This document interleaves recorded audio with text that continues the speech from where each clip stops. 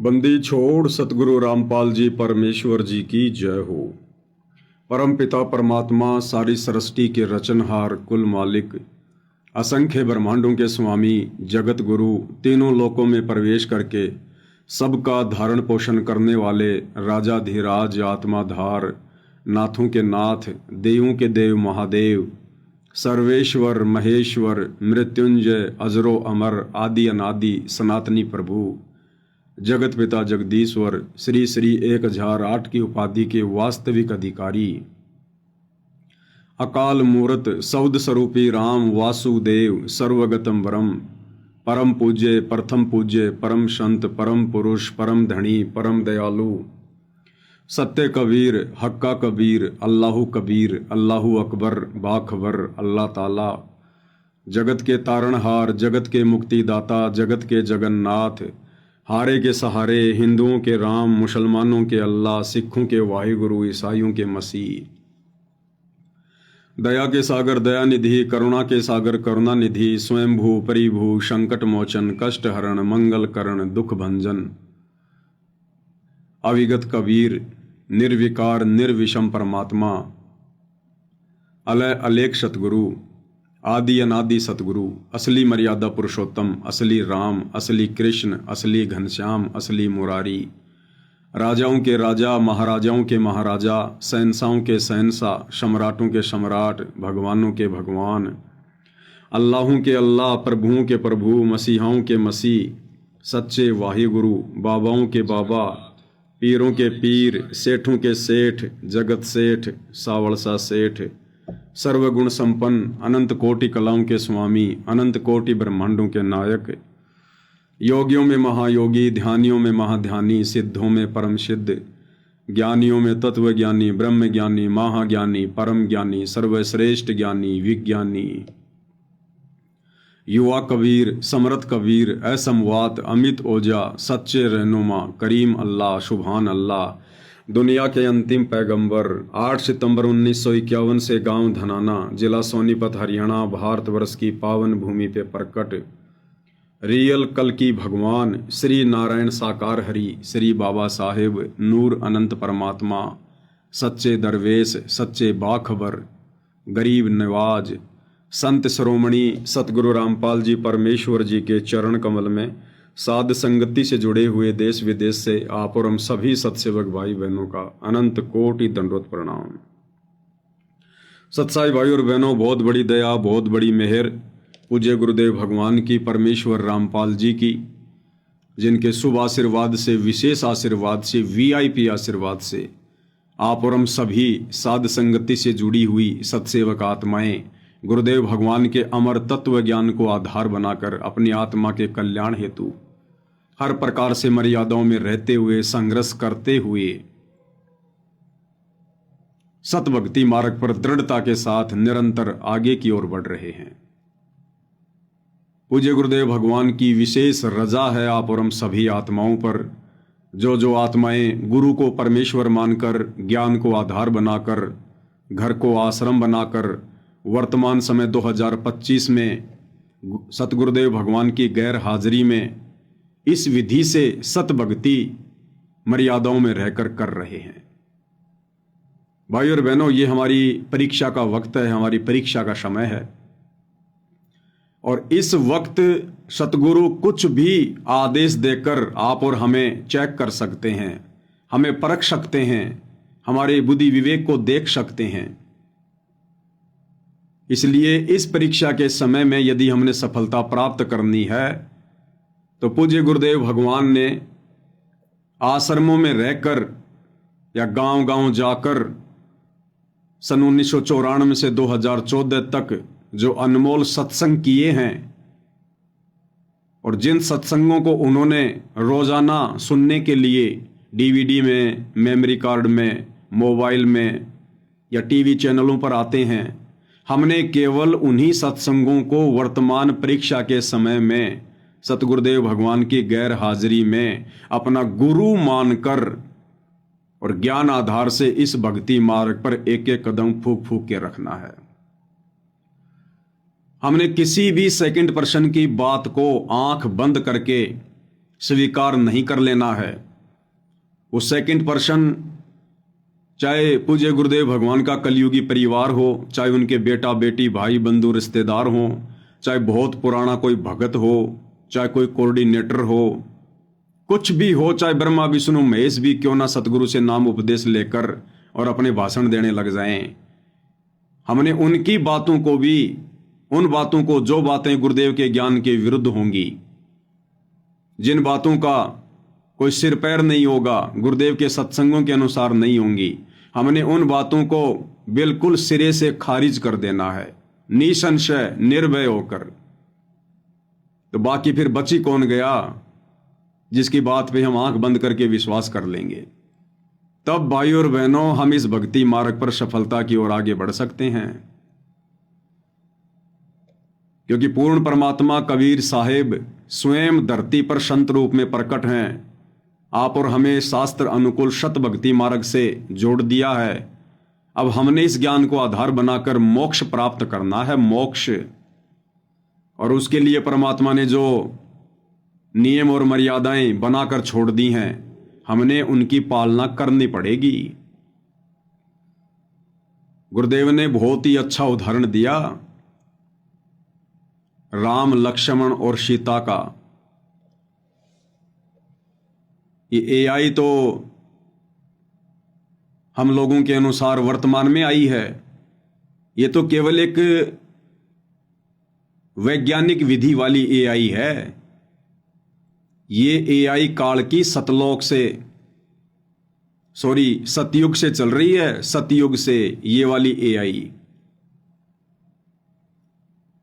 और सतलोक में भी चली रही थी, वहां तो सारी टेक्नोलॉजी है ही, क्योंकि जिस समय हम मूर्ख सतलोक में, और जब ये काल मनमुखी आचरण कर रहा था, तब कर रहा था एक पैर पे खड़ा होके, हम इसको देखने के लिए जाया करते थे, देखा करते थे, इसकी चर्चा किया करते थे। वाह क्या बात है, एक पैर पर खड़ा होकर इतने समय तक तपस्या, वाह भाई वाह।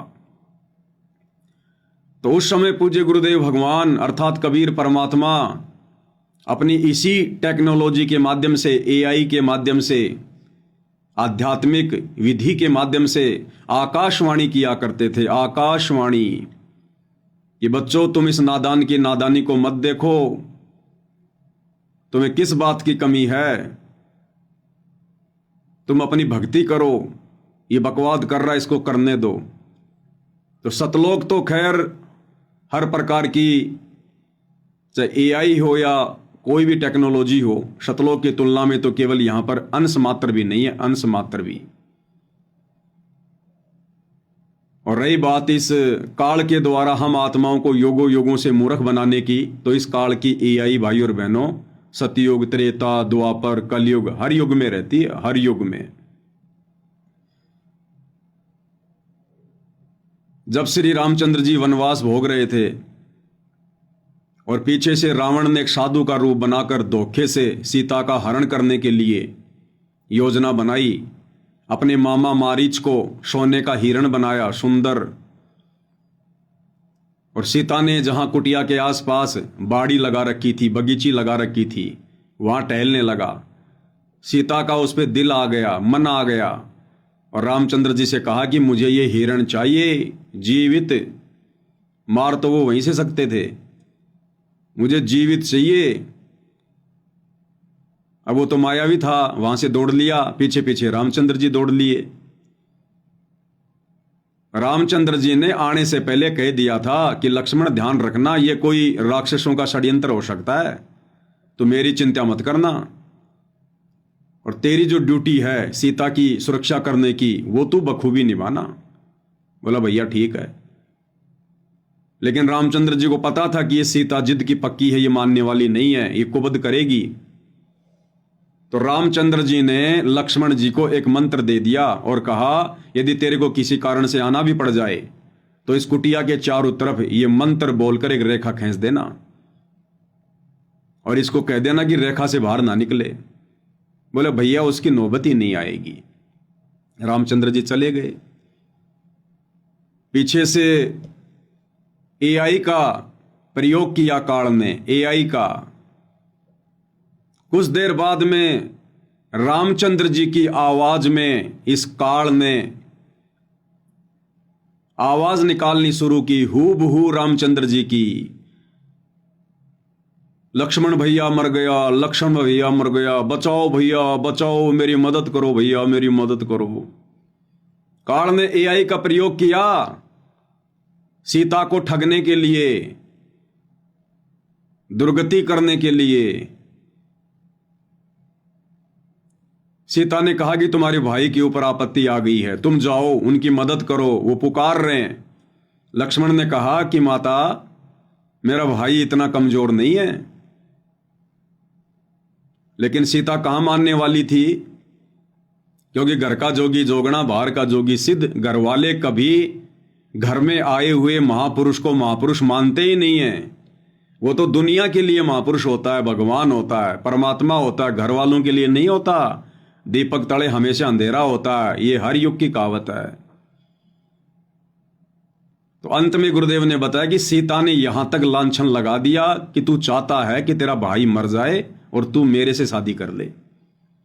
जब इस प्रकार की ये कटी जली बातें सुनी तो मजबूरी में लक्ष्मण को फिर वो लक्ष्मण रेखा खींच के जाना पड़ा। और बाद में क्या हुआ हम सबको पता है। तो भाई और बहनों, वो वनवास का समय था, वो परीक्षा का समय था। और काल ने एआई का दुरुपयोग किया। एआई के माध्यम से तीनों लोकों के स्वामी विष्णु अवतार श्री रामचंद्र जी को ठग लिया। तो ये काल वर्तमान में इस कलयुग की पिछली पीढ़ी में आप और हमारे जैसे 2 कोटि जीवों को, परमेश्वर रामपाल जी की संगत को कैसे बख्शेगा भाई। तो इस परीक्षा के समय में भाई और बहनों, चाहे कोई कुछ भी कहे, चाहे कोई पीला पर्चा निकाले, चाहे गुरु जी का आदेश बताए, चाहे नकली ऑडियो लाए, चाहे असली ऑडियो लाए, चाहे नकली वीडियो आओ, चाहे असली वीडियो आओ, चाहे लाइव गुरुजी जेल से दर्शन दो, कुछ भी हो, चाहे कोई वकील के माध्यम से सूचना हो, कुछ भी हो, कल को चाहे डायरेक्ट मीडिया के माध्यम से हिसार जेल से कोई न्यूज क्यों ना आओ, और गुरुदेव भगवान स्वयं उसमें कुछ बोल रहे हैं, हर टीवी पर उनका इंटरव्यू चल रहा है। यदि वो इंटरव्यू गुरुदेव के स्वयं के सत्संगों के विपरीत है, भक्ति विधान के विपरीत है, तो भी हमने इस परीक्षा के समय में उन वचनों को सहर्ष स्वीकार नहीं करना है। बुद्धि विवेक का इस्तेमाल करना है। ज्ञान दिया है गुरुदेव भगवान ने।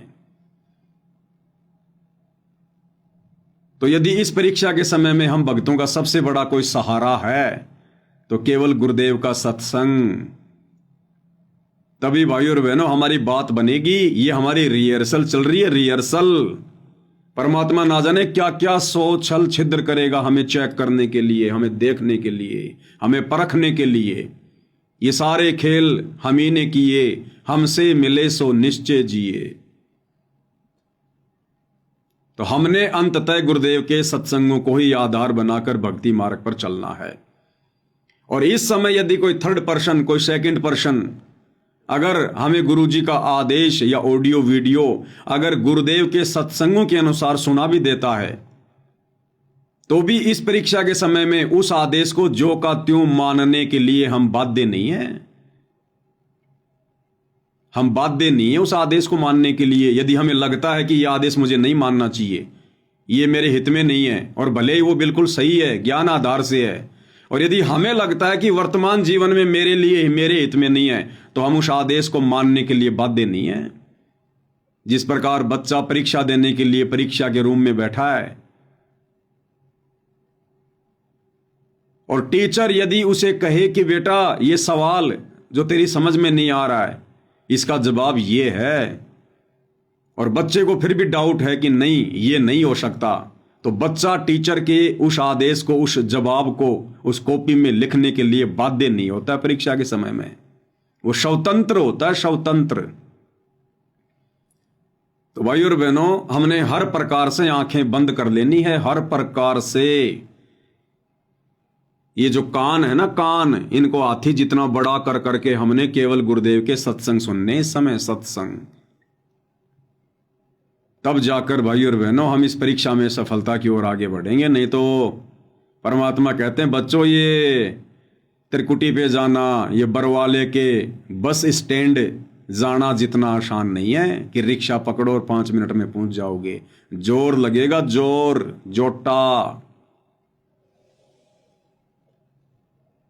तो वर्तमान में निसंदेह हम सत्सेवक भाई बहनों पर ज्ञान आधार से इस परीक्षा के समय में उनकी गैर हाजिरी में बहुत बड़ी रजा है, बहुत बड़ी मेहर है।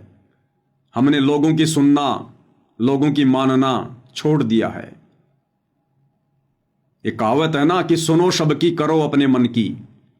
तो हम सुनते सबकी हैं, देखते सबकी वीडियो हैं, सुनते सबके आदेश हैं, लेकिन हम करते वो हैं जो हमारी आत्मा हमें मंजूरी देती है, जो ज्ञान आधार से हमें उचित लगता है, हम वो करते हैं। और इस संगत ने वर्तमान में ज्ञान को आधार नहीं बनाया, इसलिए दर दर की ठोकर खाती फिर रही है, दर दर की ठोकर। हर किसी के उल्टे सीधे आदेशों को फॉलो करते हुई अपनी मर्यादाएं तोड़ रही है और निरंतर गुरुदेव भगवान की दोषी बन रही है। गुरुदेव भगवान की दोषी, उनके मिशन में भी बाधा उत्पन्न कर रही है। लगे थे भक्ति मार्ग पर मोक्ष प्राप्त करने के लिए और उल्टा गुरुदेव भगवान के मिशन में टांग अड़ा के खड़े हो गए। सिर्फ देखा देखी में चलने के कारण, भेड़ चाल अपनाने के कारण, ज्ञान को आधार ना बना पाने के कारण। तो हाल ही भाई और बहनों 25 सितंबर 2025 को जो पूज्य गुरुदेव भगवान की हिसार कोर्ट ने बेल एप्लीकेशन खारिज की है, रद्द की है, जज ने उसका क्या कारण बताया? जज ने कहा कि सामाजिक व्यवस्था को खतरा हो सकता है अगर संत रामपाल जी को जमानत दे दी गई तो। सामाजिक व्यवस्था बिगड़ सकती है अगर संत रामपाल जी को जमानत दे दी गई तो। अब भाई संत रामपाल जी तो कोई आतंकवादी नहीं है, कोई डकैत नहीं है, ऐसा उनका कोई रिकॉर्ड नहीं है। फिर जज ये किस बिहाफ पे कह रहा है कि अगर संत रामपाल जी को जमानत दे दी गई तो समाज की व्यवस्था बिगड़ सकती है, कानून की व्यवस्था बिगड़ सकती है? जज ने किस आधार पे कहा? वो जज है भाई और बहनों, जज कोई सरकारी स्कूल का चपड़ासी नहीं है जो केवल एक लिमिट में रह के अपना कार्य करता है। वो जज है, जज। वो देश दुनिया की हर खबर पर पैनी नजर रखता है। उसके पास में गुप्त एजेंसियां होती हैं, सीआईडी के लोग होते हैं उसे हर प्रकार की सूचना देने वाले। और जज ने कारण क्या बताया सतगुरु रामपाल जी की जमानत कैंसिल का? उनके भगत, संगत, कि उनके भक्तों का रवैया ठीक नहीं है। आपको न्यूज सुनाते हैं। ये अमर उजाला का है, हिसार न्यूज। देशद्रोह केस में संत रामपाल जी को झटका, कोर्ट ने कहा जमानत देने से सार्वजनिक व्यवस्था गंभीर खतरे में पड़ सकती है। अगर संत रामपाल जी को जमानत दे दी गई तो सार्वजनिक व्यवस्था गंभीर खतरे में पड़ सकती है। गंभीर खतरे में क्यों पड़ सकती है? क्या कारण बताया जज ने? अमर उजाला, अदालत ने संत रामपाल जी की जमानत याचिका खारिज करते हुए टिप्पणी की कि आरोपी की रिहाई से सार्वजनिक व्यवस्था गंभीर रूप से खतरे में पड़ सकती है और न्याय प्रक्रिया बाधित हो सकती है। वर्चुअल पेशी के दौरान भी, वर्चुअल पेशी यानी सामान्य दिनों में सतगुरु रामपाल जी की जो तारीखें पड़ती हैं, जो पेशियां होती हैं, वर्चुअल पेशी के दौरान भी उनके अनुयायियों की बड़ी भीड़ उनकी एक झलक पाने के लिए अदालत परिसर के बाहर जमा हो जाती है। ट्रायल के दौरान देखा गया है। कौन सी ट्रायल? बरवाला कांड के बाद जब गुरुदेव भगवान को तारीखों पर हिसार कोर्ट में लाया जाता था और जिस समय इन काल प्रेरित शतलोक आश्रम मैनेजमेंट हरियाणा वालों के मनमुखी आदेश को गुरु का आदेश मानकर ये लाखों की भीड़ जो कोर्ट के आसपास जमा हो जाया करती थी, तो कहते हैं ट्रायल के दौरान देखा गया है कि कई लोगों, यहां तक कि बड़ी संख्या में महिला अधिवक्ताओं ने यानी महिला वकीलों ने इस मामले में पेश होने का विशेष अधिकार हासिल करने के लिए वकालतनामा दाखिल करने की कोशिश की है। यानी उस भीड़ का हिस्सा बनने के लिए संत रामपाल जी की महिला वकीलों ने, जो कि उनकी भगत भी हैं, उन्होंने भी वकालतनामे पेश किए हैं। सच्चाई यह है कि वर्चुअल पेशियों के दौरान रामपाल जी के दर्शन के लिए ऐसा किया गया। ऐसे में अंदाजा लगाया जा सकता है कि रामपाल जी को जमानत पर रिहा कर दिया जाता है तो कितनी बड़ी गड़बड़ी होगी। अदालत ने कहा है कि रामपाल का पिछला आचरण, जिसके कारण मौजूदा प्राथमिकी दर्ज की गई, स्पष्ट रूप से माननीय उच्च न्यायालय के आदेशों की जानबूझकर की गई अवहेलना को दर्शाता है। वह उच्च न्यायालय के गंभीर निर्देशों का सम्मान नहीं कर सकता तो उसे किसी अधीनस्थ न्यायालय द्वारा पारित आदेशों की पालना करना नासमझी होगी। जज क्या कह रहा है कि हमने बरवाला कांड में देखा है कि किस प्रकार से संत रामपाल जी ने अपने भक्तों को कमांडो बनाकर, अपने भक्तों को मोहरा बनाकर, ढाल बनाकर और चंडीगढ़ हाई कोर्ट के आदेशों की भी धज्जियां उड़ाई है, अवहेलना की है। अब सोचिए, हिसार हाई कोर्ट तो चंडीगढ़ हाई कोर्ट के अधीन है, जज कह रहा है। तो जज कह रहा है कि जो संत रामपाल जी अपने अनुयायियों को ढाल बनाकर, मोहरा बनाकर और माननीय चंडीगढ़ हाई कोर्ट के आदेशों की अवहेलना कर सकता है, तो हिसार कोर्ट के आदेशों की अवहेलना करने में, यानी कल को जमानत मिलने पर जब वो तारीखों पर आएंगे तो फिर से उनका वही ड्रामा शुरू हो जाएगा। तरह तरह के बहानेबाजी बनाएंगे, गंभीर बीमार है, हार्ट की बीमारी है, मेडिकल पेश करेंगे, पुलिस जाएगी तो फिर से भक्तों को कमांडो बना के खड़ा कर देंगे। तो कह रहे फिर दोबारा हमारे लिए उनको पकड़ना मुश्किल हो जाएगा, बड़ी मशक्कत करनी पड़ेगी, बड़ा पैसा खर्च होगा, लोग मारे जाएंगे। इस आधार पर जज ने सतगुरु रामपाल जी की जमानत रद्द कर दी। भक्तों का ये गुंडे मवालियों जैसा रवैया देखते हुए, भाई वो जज है, अंध भगत नहीं है कि जैसा किसी कोऑर्डिनेटर ने कह दिया वैसा मान लिया। तो कौन बने बाधक? यही मूर्ख संगत, यही नादान संगत। अब तुम्हें ये बातें समझ में आएंगी कि उस समय हम सत्सेवक भाई बहन वीडियो बना बना के तुम नादान संगत वालों को हिसार की तारीखों पर जाने के लिए क्यों मना किया करते थे कि आज तुम्हारी ये नादानी, आज तुम्हारे द्वारा जो ये मूर्खता दिखाई जा रही है देखा देखी में, भेड़ चाल में, अरे तुम्हारा क्या काम है हिसार कोर्ट में? वहां तो जजों का और वकीलों का काम है। संगत कोई जज है क्या? संगत कोई वकील है क्या? या भीड़ इकट्ठा करके तुम जज को डरा दोगे? इस प्रकार से जमानत मिलती है क्या? कितना समझाया करते थे हम सत्सेवक वीडियो बना बना के, भाई ये मूर्खता मत करो। ये सतलोक आश्रम वाले काल प्रेरणा से तुम लोगों को हिसार की तारीखों पर भेजकर गुरुजी के लिए मुसीबतें पैदा कर रहे हैं, मुसीबतें। और देख लो आज वही हो गया। आज तुम भक्तों की उन्हीं भीड़ को देखते हुए उस जज की आंखों में आज भी वो भीड़ दिखाई देती है, आज भी जो ये नादान संगत तारीखों पर जाया करती थी, वो भीड़ जज को दिखाई देती है जब भी जमानत देने का समय आता है। और इसी भीड़ को देखकर, संगत की इसी नादानी को देखकर, जो नादानी संगत ने दिखाई थी, हम सत्सेवकों के लाख बार मना करने के बावजूद भी, लेकिन उस समय तो हमें मूर्ख समझा करते थे कि ये तो मूर्ख हैं, पागल हैं, गुरुद्रोही हैं। आज देख लो तुम कितने बड़े दोषी बन के खड़े हो गए अपने भगवान के, कितने बड़े पापी हो तुम। आज तुम लोगों की वजह से, तुम्हारी उस नादानी की वजह से आज गुरुदेव भगवान बारंबार जमानत याचिका लगवाते हैं लेकिन कैंसिल हो जाती है और हिसार जेल में बैठने को मजबूर हैं संगत की मूर्खता के कारण।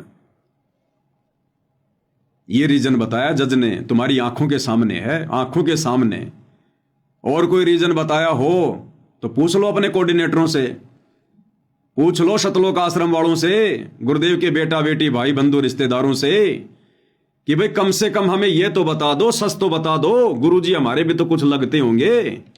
क्या हमें सच जानने का अधिकार नहीं है कि गुरुदेव भगवान की जमानत याचिका किस कारण से खारिज हुई है? क्या तुम्हारा अधिकार नहीं है पूछने का? क्या सतगुरु रामपाल जी तुम्हारे गुरु नहीं है?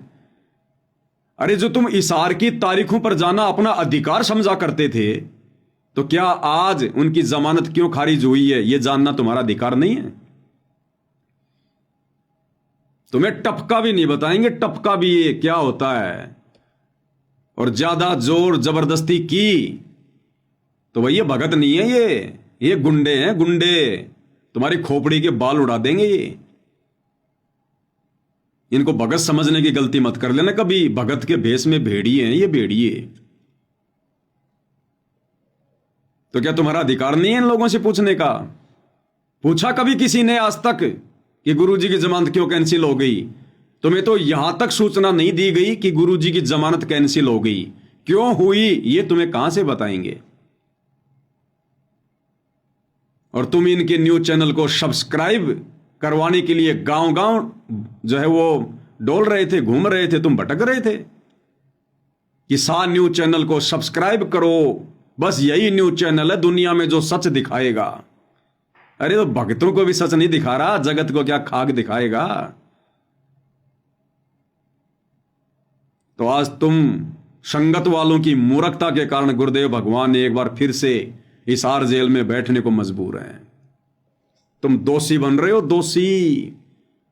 ये काल तुम्हें दो तरफा खा रहा, दो तरफा। एक तरफ तो इन आश्रम वालों में कुप्रेरणा करके, इनकी बुद्धि भ्रष्ट करके और तुम्हारे से भक्ति विरुद्ध कुकर्म करवा के, राजनीति जैसे घटिया कर्म करवा के, आन उपासना में सहयोग करवा कर एक तरफ तो तुम्हारे वहां कर्म फोड़ रहा है और दूसरी तरफ गुरुदेव भगवान की जमानत में बाधा उत्पन्न करवा कर तुम्हें दो प्रकार से ठग रहा है ये काल, दोनों साइड से। और तुम सतलोक जाने की उम्मीद कर रहे हो। तुम नादान संगत वालों ने तो गुरुदेव भगवान को हिसार जेल में खून के आंसू रुलाए, खून के आंसू। इसीलिए वो परमात्मा बाहर नहीं आ रहा, क्योंकि मूर्खता तुम अब भी नहीं छोड़ रहे, तुम।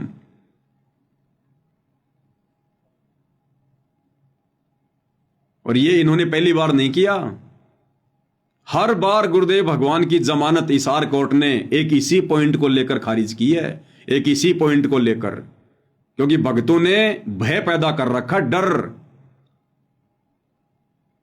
तुम अपने आप को भगत समझते होंगे कि हम भगत हैं, हम बहुत अच्छे हैं। दुनिया वालों की नजरों में संत रामपाल जी के सतलोक आश्रमों से जुड़े भगत गुंडे और मवालियों से ज्यादा नहीं है। तुम भले अपने आप को भगत समझो, लेकिन तुम्हारे जो कर्म है ना, उनको देखकर दुनिया तुम्हें मवालियों से ज्यादा कुछ नहीं समझती। तो इसी प्रकार 2018 में जब पूज्य गुरुदेव भगवान की जमानत लगाई गई, उस समय भी हिसार कोर्ट के जज ने यही कहकर जमानत खारिज कर दी कि रामपाल जी कोई आतंकवादी नहीं है। यानी गुरुदेव को दोषी नहीं बता रहे जज, गुरुदेव की कोई गलती नहीं बता रहे जज। जजों ने तो यहां तक कहा कि रामपाल जी कोई आतंकवादी नहीं है, हम तो मानवता के नाते उनको जमानत देना चाहते हैं, लेकिन उनके भक्तों का रवैया ठीक नहीं है। आपको सन 2018 की वो न्यूज सुना देता हूं, ये आपकी आंखों के सामने है। चाकर भी हाई कोर्ट ने रामपाल को नहीं दी जमानत। चंडीगढ़ हाई कोर्ट में जमानत लगाई गई थी 2018 में। कब लगाई थी? जब पूज्य गुरुदेव भगवान की मुंह बोली माता इंद्रो देवी का निधन हो गया था और सतलोक आश्रम मैनेजमेंट हरियाणा वालों ने यह दलील पेश करके कि साहब भारतीय संस्कृति के अनुसार जो बड़ा बेटा होता है वो माता पिता की जो वो चिता होती है उसको आग देता है, तो इस बिहाफ पे आप संत रामपाल जी को कुछ दिनों की जमानत दीजिएगा। और भाई और बहनों, दुनिया का कोई भी कोर्ट बड़ी आसानी से उसके पिता को अग्नि देने के लिए या उसकी माता की चिता को अग्नि देने के लिए बड़ी आसानी से जमानत देगा। अगर परमानेंट जमानत नहीं देगा तो पुलिस की कस्टडी में उसको शमशान घाट लेकर जाएगा। और ये जो संस्कार है, जो ये चला आ रहा था एक परंपरा के तहत, इसको जरूर सरकार पूरा करवाती है। लेकिन इतनी छूट भी नहीं दी गई संत रामपाल जी को, इतनी छूट भी क्यों? भक्तों के रवैयों को देखकर, भक्तों की नादानी और मूर्खता को देखकर। और उस समय क्या किया था भक्तों ने, पता तुम्हें? अभी तुम लोग नए नए जुड़ते हो, कोई 2 महीने, कोई 6 महीने, कोई 2 साल, और अपने कोऑर्डिनेटरों की बातों में आके फुदकते रहते हो। तुम्हें कुछ नहीं पता हिस्ट्री का, ना तुम्हें बरवाला कांड का पता, ना इन लोगों के घटिया मनसूबों का पता, ना तुम्हें कोई ज्ञान आधार। एक चीज जानते हो, गुरुद्रोही गुरुद्रोही गुरुद्रोही गुरुद्रोही। इसके अलावा दूसरी कोई वाणी आती है तुम्हें परमात्मा की?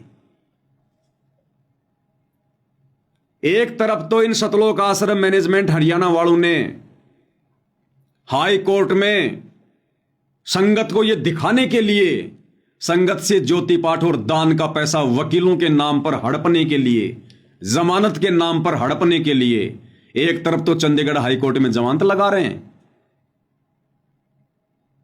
और जमानत क्या कहकर लगा रहे हैं कि उनकी माताजी का देहांत हो गया और उनकी माताजी को अंतिम संस्कार में संत रामपाल जी ने अग्नि देनी है। ठीक है, लगा दी याचिका, कोर्ट भी बैठ गया। कोर्ट ने कहा भैया ठीक है, कल फैसला करेंगे। माताजी की बॉडी को डीप फ्रिज में लगा दिया गया, बर्फ में लगा दिया गया एक रात के लिए, क्योंकि कोर्ट का फैसला दूसरे दिन शुक्रवार को आना था। 2018 22 अप्रैल की बात है ये। 23 अप्रैल को फैसला आना था। रात को बॉडी को डीप फ्रिज में लगा दिया गया और कोर्ट ने साफ मना कर दिया था कि भीड़ इकट्ठा नहीं होनी चाहिए। उसके बावजूद सतलोक आश्रम सिंहपुरा में, रोहतक में, उस समय धनाना नहीं बना था, सतलोक आश्रम में और सोनीपत में कई हजारों की संख्या में संगत को इकट्ठा कर लिया गया। और सीआईडी वालों ने तुरंत जज के पास में सूचना पहुंचा दी कि साहब इन्होंने तो कोर्ट के आदेशों के बावजूद भीड़ इकट्ठा कर ली। और दूसरी तरफ 23 अप्रैल को दिन के 12 बजे फैसला आना था कि जज सतगुरु रामपाल जी को जमानत देंगे या नहीं देंगे उनकी माताजी के अंतिम संस्कार के लिए। 12 बजे फैसला आना था। और भाई और बहनों, जज अवश्य जमानत देता, भले एक दिन की देता, पुलिस साथ में भेजता। लेकिन इन सतलोक आश्रम मैनेजमेंट वालों ने क्या किया? इनका षड्यंत्र, ये नहीं चाहते थे कि गुरुजी जेल से बाहर आए। 12 बजे कोर्ट का फैसला आना था और इन सतलोक आश्रम वालों ने सुबह 8:30 बजे ही सतगुरु रामपाल जी की मुंह बोली माता जी का अंतिम संस्कार कर दिया। और अंतिम संस्कार का वीडियो बनाकर सोशल मीडिया पर डाल दिया।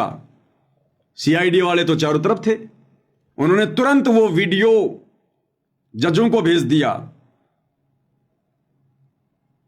और जज ने देखा भैया, जिस काम के लिए मैं जमानत देने वाला था आज, वो काम तो इन्होंने कर दिया। अब सतगुरु रामपाल जी की बाहर क्या आवश्यकता है? उनकी माता जी का अंतिम संस्कार तो उनके छोटे भाई ने कर दिया, महेंद्र ने, जो भगोड़ा बन के घूम रहा है। तो सीधे सीधे जज ने सतगुरु रामपाल जी की जमानत को कैंसिल कर दिया। अब बताओ भाई और बहनों, अरे क्यों उस डेड बॉडी को रात को फ्रिज में रखा? अगर दूसरे दिन कोर्ट का फैसला आने से पहले ही अगर आपने यह कार्य करना था तो कम से कम फैसला तो आने देते जज का। 12 बजे तक का तो इंतजार करते। इन्होंने सुबह 8:30 बजे ही इकट्ठा होकर भक्तों ने अंतिम संस्कार कर दिया और वीडियो बना के डाल दिया। ये चाहते हैं कि सतगुरु रामपाल जी भगवान की जमानत हो, सतगुरु रामपाल जी बाहर आए। केवल संगत को मूर्ख बनाने के लिए, जमानत के नाम पर संगत से पैसा हड़पने के लिए हमने 38 वकील कर रखे हैं, 38 वकील कर रखे हैं। क्यों कर रखे हैं भाई तुमने 38 वकील? अरे क्यों कर रखे हैं 38 वकील? तो कोर्ट ने क्या कहा था, ये दास व्हाट्सएप के ग्रुपों में डाल देगा, 2018 में भी मैंने डाली थी। चाकर भी हाई कोर्ट ने रामपाल को नहीं दी जमानत। जागरण संवाददाता चंडीगढ़। बरवाला हिसार के सतलोक आश्रम प्रमुख संत रामपाल की अंतरिम जमानत याचिका पंजाब एवं हरियाणा हाईकोर्ट ने मंगलवार को खारिज कर दी। हाईकोर्ट ने कहा है कि हम चाहते हैं कि रामपाल अपनी मां की अंतिम क्रिया में शामिल हो। देखो जज ने भी कितनी जज ने भी कितनी दयालुता दिखाई, मानवता दिखाई। जज ने कहा कि हम चाहते हैं कि संत रामपाल जी अपनी मां के अंतिम संस्कार में शामिल हो, लेकिन जैसी रिपोर्ट मिली है उसके बाद अंतरिम जमानत देना संभव नहीं है। रिपोर्ट क्या मिली कि उनकी माताजी का अंतिम संस्कार तो हो चुका है, अब जमानत देने का क्या मतलब है। अब बताओ भाई और बहनों, ये काम ये सतलोक आश्रम वाले जानबूझ के करेंगे या अपनी मूर्खता के कारण करेंगे? ये इन्होंने जानबूझ के किया ऐसा, ताकि सतगुरु जी जमानत पर बाहर ना जाए। बेंच ने कहा कि रामपाल कोई आतंकी नहीं है, लेकिन उसके समर्थकों का रवैया देखते हुए उसकी याचिका खारिज की जाती है। उनके समर्थकों का रवैया देखते हुए, जो हिसार की तारीखों पर जाया करते थे ना, तो हम भीड़ जमा किया करते थे, कानून व्यवस्था में बाधा उत्पन्न किया करते थे, रोडें जाम हो जाती थी, गुरुदेव भगवान को जेल से कोर्ट में लाने में प्रशासन को परेशानी होती थी, कितनी पुलिस लगानी पड़ती थी, जनता कितनी दुखी हो जाती थी। क्या तुम जज थे, तुम वकील थे जो तुम गुरु जी की जमानत करवाने जाया करते थे, या तुम कोई फैसला देने जाया करते थे? काम क्या था वह भक्तों का? भक्तों के कारण। लेकिन उसके समर्थकों का रवैया देखते हुए उसकी याचिका खारिज की जाती है। हुआ ये कि सुनवाई शुरू होते ही, यानी जब 11 बजे कोर्ट में जज बैठा सुनवाई के लिए कि जमानत देनी है या नहीं देनी है, हुआ ये कि सुनवाई शुरू होते ही प्रदेश के पुलिस महानिदेशक डीजीपी और सोनीपत के पुलिस अधीक्षक एसपी दोनों पेश हुए। दोनों ने बताया कि उनके पास में इंटेलिजेंसी से कुछ सूचनाएं आई हैं, हम इन सूचनाओं को चैम्बर में दिखा सकते हैं। हरियाणा का डीजीपी और सोनीपत का एसपी, उन्होंने कोर्ट में जज को कहा कि हमारे पास में कुछ गुप्त रिपोर्ट हैं, हम आपको चैम्बर में दिखाएंगे। यानी जहां पर जज बैठता है आराम करने के लिए, विश्राम करने के लिए, नाश्ता करने के लिए। तो फैसला देने से पहले हरियाणा का डीजीपी और सोनीपत का एसपी जज के पास में चैम्बर में चले जाते हैं। इस पर बेंच के दोनों जज डीजीपी के साथ चैम्बर में चले गए। वापस आने के बाद बेंच ने फैसला सुरक्षित रख लिया। करीब 4:30 बजे बेंच ने फैसला सुनाया कि रामपाल को राहत नहीं दी जा सकती। वही हाईकोर्ट ने कहा कि याची ने 3 सप्ताह की अंतरिम जमानत मांगी थी। गुरुदेव भगवान ने 3 सप्ताह की जमानत मांगी थी, 21 दिन की। लेकिन राज्य सरकार ने उस पर चल रहे मामलों के ट्रायल के दौरान उसके अनुयायियों की भीड़ द्वारा उत्पात का जिक्र किया। इसके साथ ही प्रदेश सरकार ने पाठ के स्थान को बदलने की बात कही। इन्होंने सोनीपत में पाठ रख दिया, पाठ। और पाठ के नाम पर इन लोगों ने मूर्ख संगत को इकट्ठा कर लिया जब गुरुजी की जमानत होनी थी। यह अखबार की न्यूज है भाई और बहनों। जजों को क्या पता पाठ क्या होता है, लेकिन सारी सूचना डीजीपी ने, गुप्तचर विभाग ने पूरी सूचना दी। इन लोगों ने जानबूझकर बकवाद करी, पाठ रख दिया सतगुरु रामपाल जी की माता जी की आत्मा की शांति के लिए, और संगत को इकट्ठा कर लिया, क्योंकि पाठ का पैसा कौन देगा? संगत देगी।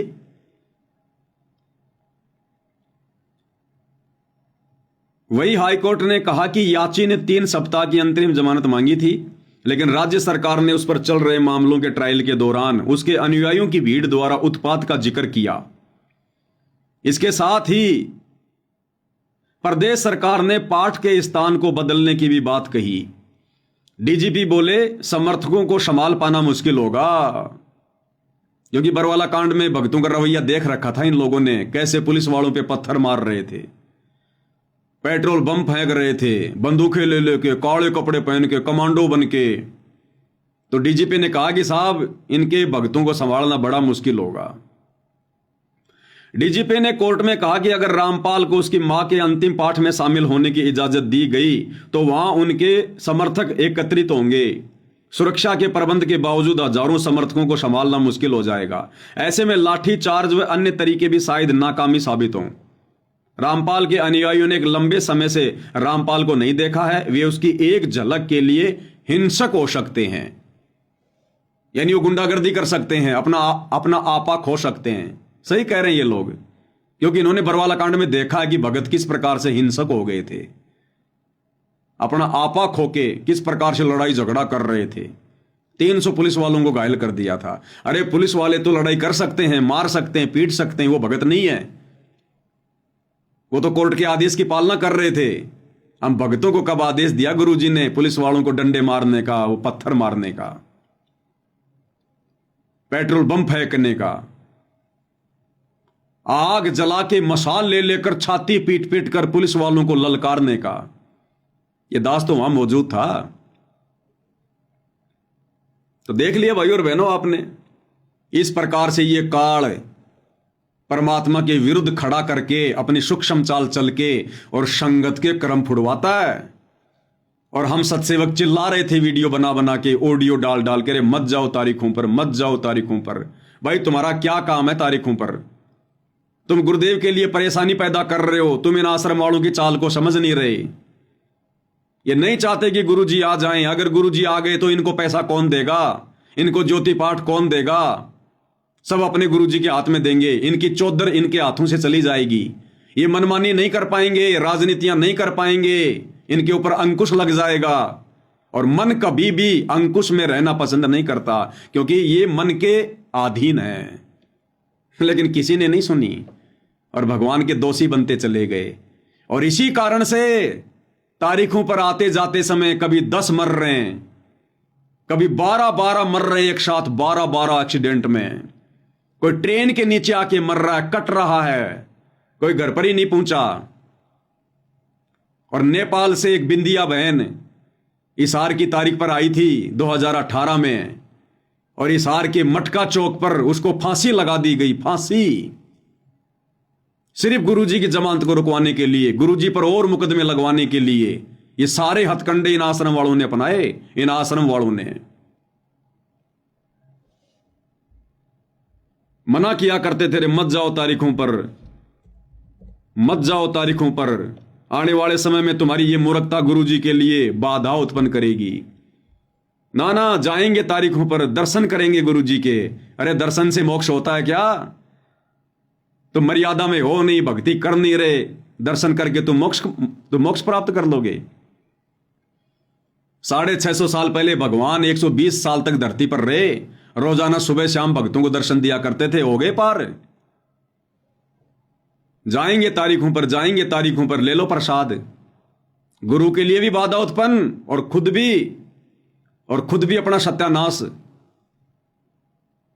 13 भगत मरे एक साथ एक्सीडेंट में, तारीखों पर जाने वाले 13। दास आपको अक्सर वीडियो दिखाता रहता है। महाराष्ट्र के लातूर जिले से दो मिनी बसों में भगत भरकर, जिनमें बच्चे, महिला, बुजुर्ग, औरत, और इसार की तारीख पर गुरुजी के दर्शनों के लिए, कि गुरुजी का आदेश है। महाराष्ट्र से चले थे 2 बसें भर के। राजस्थान के नागौर में सुबह 3 बजे सामने से बैल आ गया, बैल। और वो गाड़ियां, दोनों गाड़ियां जो आगे पीछे थी, दोनों गाड़ी एक्सीडेंट हो गई, पेड़ से जा टकराई। 13 भगत मरे ऑन द स्पॉट। 13 भगत दुर्गति से तड़प तड़प के। सुन लो ये न्यूज। नमस्कार, वन इंडिया हिंदी में आपका स्वागत है। राजस्थान के नागौर में शनिवार तड़के बड़ा हादसा हो गया। नागौर के कुचामन सिटी के पास 2 मिनी बसें बेकाबू होकर पेड़ से टकरा गई। इस हादसे में 12 लोगों की मौत हो गई, जबकि दर्जन भर लोग घायल हैं। घायलों को स्थानीय अस्पताल में भर्ती कराया गया है। पुलिस के मुताबिक महाराष्ट्र के लातूर और सोलापुर के लोग 2 मिनी बस में सवार होकर हरियाणा के हिसार जा रहे थे। बस किशनगढ़ हनुमानगढ़ मेगा हाईवे से कुचामन सिटी के पास से गुजर रही थी, तभी सामने लावारिस गौवंश आ गए। इन्हें बचाने की कोशिश में एक मिनी बस बेकाबू हो गई और सड़क किनारे खिजड़ी के पेड़ से जा टकराई। उसके पीछे चल रही बस भी बेकाबू हो गई और पेड़ से टकरा गई। वहीं इस दर्दनाक हादसे में एक बच्ची और 4 महिलाओं समेत 12 लोगों की मौत हो गई। वहीं दोनों बसों में सवार यात्रियों में से 10 लोग घायल हैं, जिनमें से 6 की हालत बेहद गंभीर बताई जा रही है। फिलहाल इस खबर में इतना ही। तमाम अपडेट्स के लिए बने रहिए वन इंडिया हिंदी के साथ।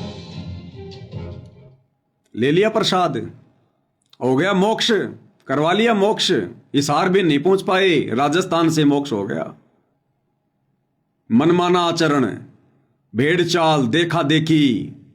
सतगुरु ने ज्ञान दिया, जबरदस्ती नहीं करेगा और जबरदस्ती करने वालों की रक्षा भी नहीं करेगा। काल के साथ एग्रीमेंट है कि भगवान आप नीचे जाना, जबरदस्ती ना करना। जो आपका ज्ञान समझे उसको सतलोक ले जाना। तो ये सतगुरु के ज्ञान में ये तारीखों पर जाना। अरे सतगुरु ने हमें एक नेक नागरिक बनाया है, सभ्य नागरिक बनाया है, आदर्श नागरिक बनाया है। और नेक नागरिक कभी भी इस प्रकार की हरकतें नहीं करता।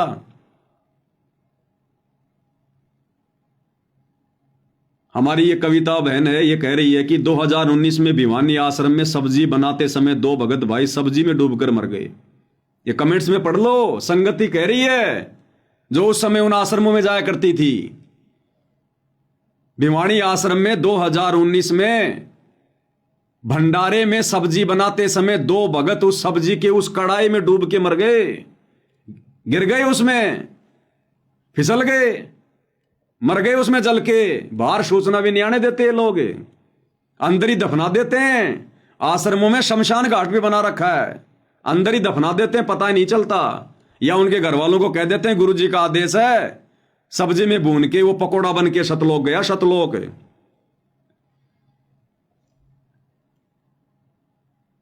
दूसरा कमेंट्स कर रही है ये कविता बहन, भिवानी से हिसार जाते समय तारीख पर ऑटो पलटने से कई बार दुर्घटना हो चुकी है। बहुत मरे भाई और बहनों, कम से कम 400-500 भक्तों की मौत, अकाल मौत, दुर्गति से मौत। 2014 बरवाला कांड के बाद 2014 से 2019 तक, जब तक ये कोरोना नहीं आया था, 2020 तक, इन आश्रम वालों के मनमाने आदेशों की वजह से हिसार तारीखों पर, रोहतक तारीखों पर आने जाने वाले कम से कम 400-500 भक्तों की अकाल मौत हो चुकी है। ये मोक्ष प्राप्त करेंगे क्या? इनके तो आने वाले समय में दुर्गति होगी, दुर्गति। इसलिए गुरु दुखी है। दर्शन से मोक्ष होगा। 2018 या 19 की बात है, इन्होंने जो रोहतक में पशु मेला ग्राउंड में कबीर प्रकट दिवस मनाया था, कितनी भयंकर बारिश आई थी, तूफान आया था, इनकी सारी योजना धरी धरी रह गई। बोले गुरुजी का आदेश है, गुरुजी का आदेश है। इतना भयंकर तूफान आया, इनके भंडारे को जो है चकनाचूर कर दिया। भगत चप्पल जूते के बिना गए थे अपने घरों पर, चप्पल जूतों के बिना। ट्रोलियां चप्पल जूतों की भर भर के बाहर फेंक के आनी पड़ी थी।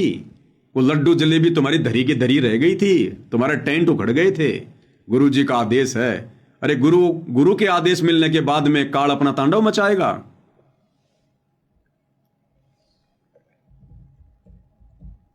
मेरे पास वीडियो होगा तो आपको दिखाता हूं मैं।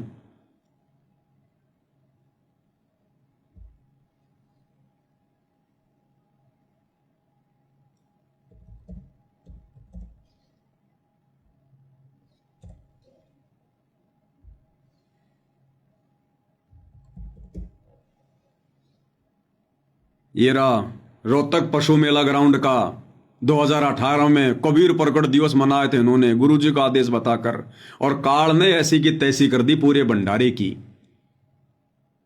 बारिश में बच्चे भीग गए, घुटनों घुटनों पानी चढ़ गया उसमें। आए थे कबीर प्रकट दिवस मनाने, छोटा सा मुंह लेके गए सारे। देखना वहां की व्यवस्था क्या थी। नमस्कार दोस्तों, सच समाचार में आपका स्वागत है। आज हम पहुंचे हैं रोहतक पशु मेला ग्राउंड में, जहां पर कबीर प्रकट दिवस बहुत जोरों शोरों से मनाया जा रहा है। आपको बता दें कि ये 622वां कबीर प्रकट दिवस है, जो कि संत रामपाल जी द्वारा इस ग्राउंड में बहुत ही विशाल तरीके से मनाया जाता है। आप देख सकते हैं कि ये भंडार घर में सेवादार चाय वितरण कर रहे हैं और लाखों की तादाद में यहाँ भक्तजन आने का जो है कि बताया जा रहा है। और ये देख सकते हैं कि आप सब्जियाँ आ चुकी हैं और सेवादार किस तरह लगे हुए हैं। लगभग 10,000 सेवादार ऑलरेडी पहुँच चुके हैं और इस बार टेंट की व्यवस्था बहुत ही ज़बरदस्त है। और देखिए, आप देख सकते हैं कि किस तरह हैवी टेंट है और सब सेवादार देखो सेवा कर रहे हैं। लेकिन होता क्या है कि अचानक तूफान आ जाता है। आप देख सकते हैं कि सेवा करते हुए तूफान तेज़ी से आगे बढ़ रहा है और अपना प्रचंड रूप धारण कर रहा है। आपको बता दें कि 28 जून के भंडारे में भी इस तरह विशाल तूफान आया था और बारिश हुई थी, लेकिन इस बार भी देख सकते हैं आप कि कितना भयंकर तूफान। देखिए कैसे भगतजन तूफान में दौड़ रहे हैं। आप देख सकते हैं कि देखिए बहुत ही तेज गति से तूफान है। कैसे टेंट उड़ जा रहे हैं और सारे भगतजन शेड के नीचे आ रहे हैं, बच्चे दौड़ रहे हैं। आप देख सकते हैं इस वीडियो में। लेकिन जो हैवी शेड है उसमें कोई परिवर्तन नहीं। हालांकि इसकी व्यवस्था में कोई दिक्कत नहीं आई है, जो कि संत रामपाल जी महाराज जी ने इस बार व्यवस्था बहुत ज़बरदस्त करवाई है। देख सकते हैं कि कितना भयंकर तूफान, जो कि शेड को ले उड़ने की ताकत रखता था, लेकिन इस बार शेड बताया जा रहा है कि बहुत ही ज़बरदस्त तरीके से बनाए गए हैं। भगतजन शेड के नीचे सुरक्षित खड़े हैं और देखिए कैसे भगत भाग रहे हैं। आप देख सकते हैं कि तूफान की गति बहुत ही तीव्र है और इसके बाद ही बारिश स्टार्ट होती है। आप देख सकते हैं किस तरह तेजी से बारिश पड़ रही है। ये दुर्गति हुई थी 2018 में। चप्पल जूतों के ट्रैक्टर की ट्रॉलियां भर भर के बाहर फेंकनी पड़ी थी, बिना भंडारा किए भाग गए। गुरु जी का आदेश है। गुरु आदेश होने के बाद में काल उंगली कर देगा। गुरु को मानुष मान के, उस कागज के टुकड़े को भगवान मान के उसका प्रकट दिवस मनाने गए थे, तो यही होगा। ये हाल है। और उसी भंडारे में जो रमेणियां हो रही थी 2018 या फिर 19 की बात है, उसके एक साल बाद रमेणी जैसे ही समाप्त हुई, रमेणी के तुरंत बाद में गर्मी के चलते जिस भगत की रमेणी हुई थी, हार्ट अटैक से उसकी मौत हो गई उसी समय। अपनी भगतमती को, अपनी पत्नी को अपने घर पर भी नहीं ले जा पाया। यह सतगुरु का आदेश है। ये रमेणी करते ही तुरंत बाद में हार्ट अटैक से मौत हो गई। वहीं विधवा बना दिया उसको, विधवा। सतगुरु का आशीर्वाद है। भाई और बहनों, ये लोग संगत को डरा धमका के सूचनाएं बाहर नहीं आने देते, अन्यथा आए दिन संगत की दुर्गति हो रही है। आए दिन तगड़े तरीके से। आधे को तो कह देते हैं गुरु जी का आदेश है, वो सतलोक गया, मेरा सैनिक था सतलोक गया। अरे दिल्ली के मुंडका आश्रम में टैंकर की सफाई करते करते 3 भगत मरे। 3, एक नेपाल का, एक सीकर का, एक हरियाणा का। टैंकर की सफाई करते करते 3 भगत थे, जिसमें 2 मर गए थे, सीकर का और नेपाल का। सीकर का और नेपाल का अंदर ही जहरीली गैस से, और तीसरा बेहोश हो गया और बाद में पीला पर्चा निकाल दिया कि गुरुजी का आदेश है, वो तो मेरे सैनिक थे, वो तो सतलोक गए। अरे फिर तीसरे को क्यों बचाया? जब सतलोक ही जा रहे थे तो उसको भी मरने देते। बेहोश तो हो गया था, 5 मिनट और उसको पड़ा रहने देते, वो भी सतलोक चला जाता, उसको क्यों बचाया? ये दुर्गति है भाई और बहनों। सैकड़ों घटनाएं, फिर भी अंधभक्तों की आंखें नहीं खुलती हैं। इसलिए परमात्मा कहते हैं निरंजन धन तेरा दरबार, यहां तनिक ना न्याय विचार। दर्शन करेंगे गुरु जी के। आज तुम्हारे उन्हीं दर्शनों के चक्कर में आज बार बार गुरुदेव भगवान की जमानत याचिकाएं कैंसिल हो रही हैं, क्योंकि तुम लोगों ने अपना जो रवैया था वो समाज को, जजों को, प्रशासन को अच्छे से दिखा रखा है कि हम कितने बड़े भगत हैं। बरवाला कांड में और बरवाला कांड के बाद में एक बार तो मार्च 2015 या 16 की तारीख थी, इन्होंने इतने भगत इकट्ठे कर दिए हिसार जेल के आगे और इनको दौड़ा दौड़ा के मारा। वहां पर दौड़ा दौड़ा के 1100 भक्तों के ऊपर मुकदमे दर्ज हुए थे, 1100 भक्तों के ऊपर। देश और दुनिया में सिवाय गुरु जी की बदनामी की इन्होंने कुछ नहीं किया। कर लो दर्शन, हो गया तुम्हारा मोक्ष दर्शनों से। कितने दर्शन किए तुमने गुरु जी के? तुम्हारी वजह से बाद में प्रशासन ने संत रामपाल जी को तारीख पर कोर्ट में भी लाना बंद कर दिया। जेल में ही तारीखें होने लग गई, जेल में ही। कर लो दर्शन। सत्संग नहीं सुने भाई, ये ज्ञान की कमी है, ज्ञान की कमी। ये झंडूपना वही कर सकता है जिसने सतगुरु के ज्ञान को नहीं समझा। तो सतगुरु के परिवार ने तो ज्ञान को कभी समझा ही नहीं, उनको तो छींट भी नहीं है। और तुमने उन लोगों को महाज्ञानी मानकर उनको फॉलो करना शुरू कर दिया, तो क्या होगा? परमात्मा कहते हैं ज्ञानी से ज्ञानी मिले और करे ज्ञान की बात, और मूर्ख से मूर्ख मिले के घूसा के लात। तो दोनों तरफ मूर्ख पैदा हो गए, आश्रम वाले भी और आश्रमों के पीछे लगी हुई संगत भी। तो घूसे और लात ही चले, और वही चल रहे हैं अभी तक। और गुरुदेव भगवान ने क्या बताया सत्संगों में कि दर्शनों से मोक्ष नहीं होता है। मेरी ही महिमा ये चारों वेद गा रहे हैं, सुना रहे हैं। परमात्मा ये करता है, परमात्मा ये करता है, परमात्मा ऐसी लीला करता है।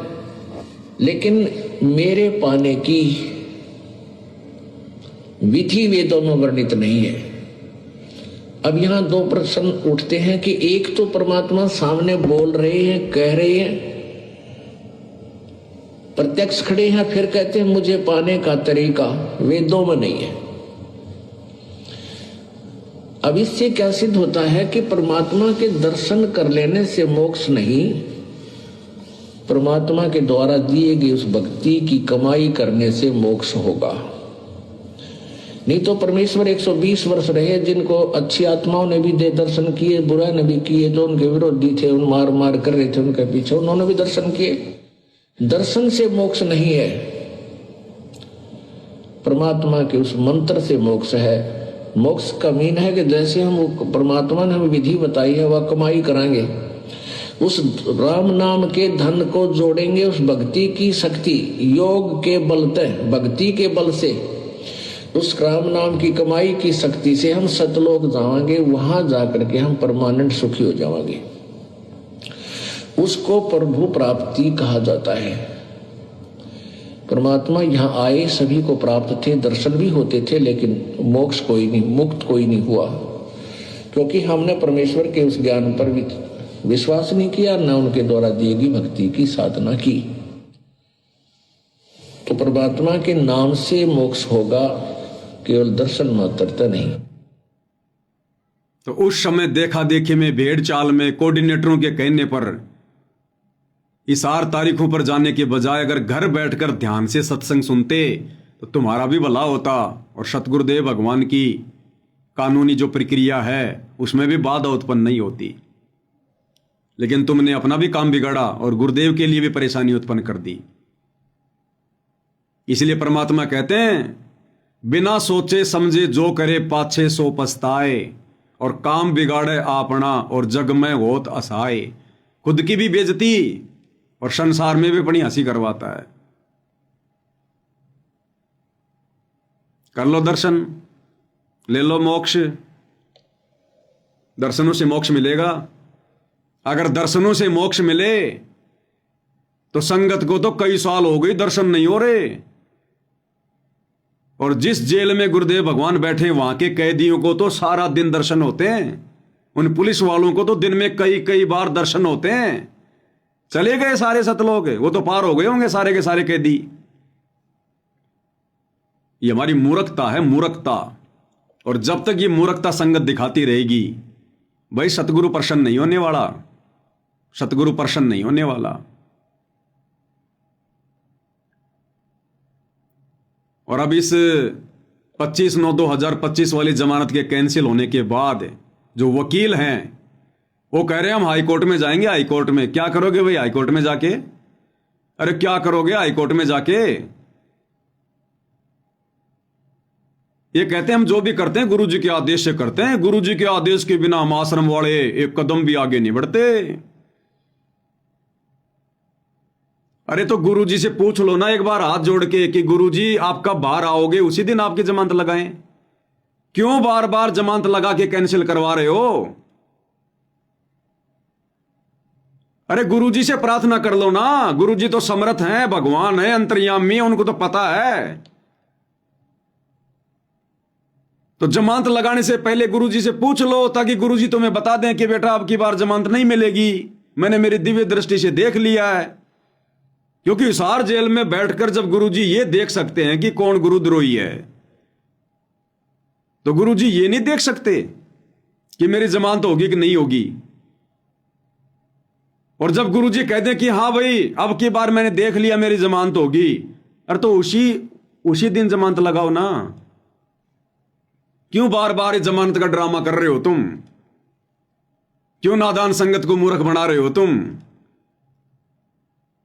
होशियार बन रहे हो कि हम गुरुजी के पक्ष में हैं, हम गुरुजी को बाहर निकालना चाहते हैं, देखो हम गुरुजी की जमानत लगा रहे हैं, और रुकवा भी देते हो। तो भाई हाईकोर्ट में जाके क्या करोगे? पहले गुरुजी से अर्ज कर लो, गुरुजी से प्रार्थना कर लो। अगर तुम्हारे दिमाग में ये बात नहीं आई है तो अरे वकीलो तुम गुरुजी के पास तो जाते हो मिलने। संगत को कहा जाता ना कि आज वकीलों की मिलाई थी, गुरुजी ने वकीलों के माध्यम से यह आदेश भेजा है। अरे तो भाई वकीलो हिसार जेल में जाओ, तुम्हें विधि बता रहे हैं, हिसार जेल में जाओ, सतगुरु जी को दंडवत प्रणाम करो, उनसे अर्ज करो, विनती करो। लेकिन तुम दंडवत प्रणाम नहीं करोगे, तुम्हारी काली पैंट सफेद शर्ट मिट्टी में गंदी हो जाएगी। भाई आसपास के लोग देखेंगे तो क्या कहेंगे? ओहो ये वकील भी संत रामपाल जी को दंडवत कर रहा है। संत रामपाल जी के मुकदमों में ज्यादातर उनके भगत वकील हैं, और जब जेल में मिलने जाते हैं दंडवत तक नहीं करते, दंडवत तक शर्म के मारे। तो भैया अगर उनको प्रसन्न करना है तो गीता जी अध्याय 4 श्लोक 34 में लिखा है कि सर्वप्रथम आधीनी से उस तत्वदर्शी संत को दंडवत कर, झुक के प्रणाम कर, तब तुझे वो तत्व ज्ञान का उपदेश करेंगे, तब तुझे कोई मार्गदर्शन देंगे। तो दंडवत प्रणाम करो जाके और अर्ज करो कि हे परमेश्वर आप कब दया कर रहे हैं बाहर आने की, परमात्मा उसी समय हम जमानत लगाएं, वरना बार बार कैंसिल हो रही है। तो जब गुरु जी कह दें कि बच्चों फला फला दिन तुम मेरी जमानत लगाओ, इस समय जमानत हो जाएगी, बहुत अच्छी बात है। क्योंकि 7 वचन पलटे नहीं, चाहे पलट जाए ब्रह्मांड, सतगुरु के वचन तो फैल हो ही नहीं सकते। और तुम ये कहते हो कि हम तो हर बार गुरु जी से पूछ के जमानत लगाते हैं, तो फिर संत के वचन कैसे फैल हो रहे हैं भाई? फिर संत के वचन कैसे फैल हो रहे हैं? फिर जमानत कैसे कैंसिल हो रही है? जज परमात्मा से बड़ा हो गया क्या? सारे काम तुम मनमुखी रूप से करते हो, गुरु को मानुष मान के।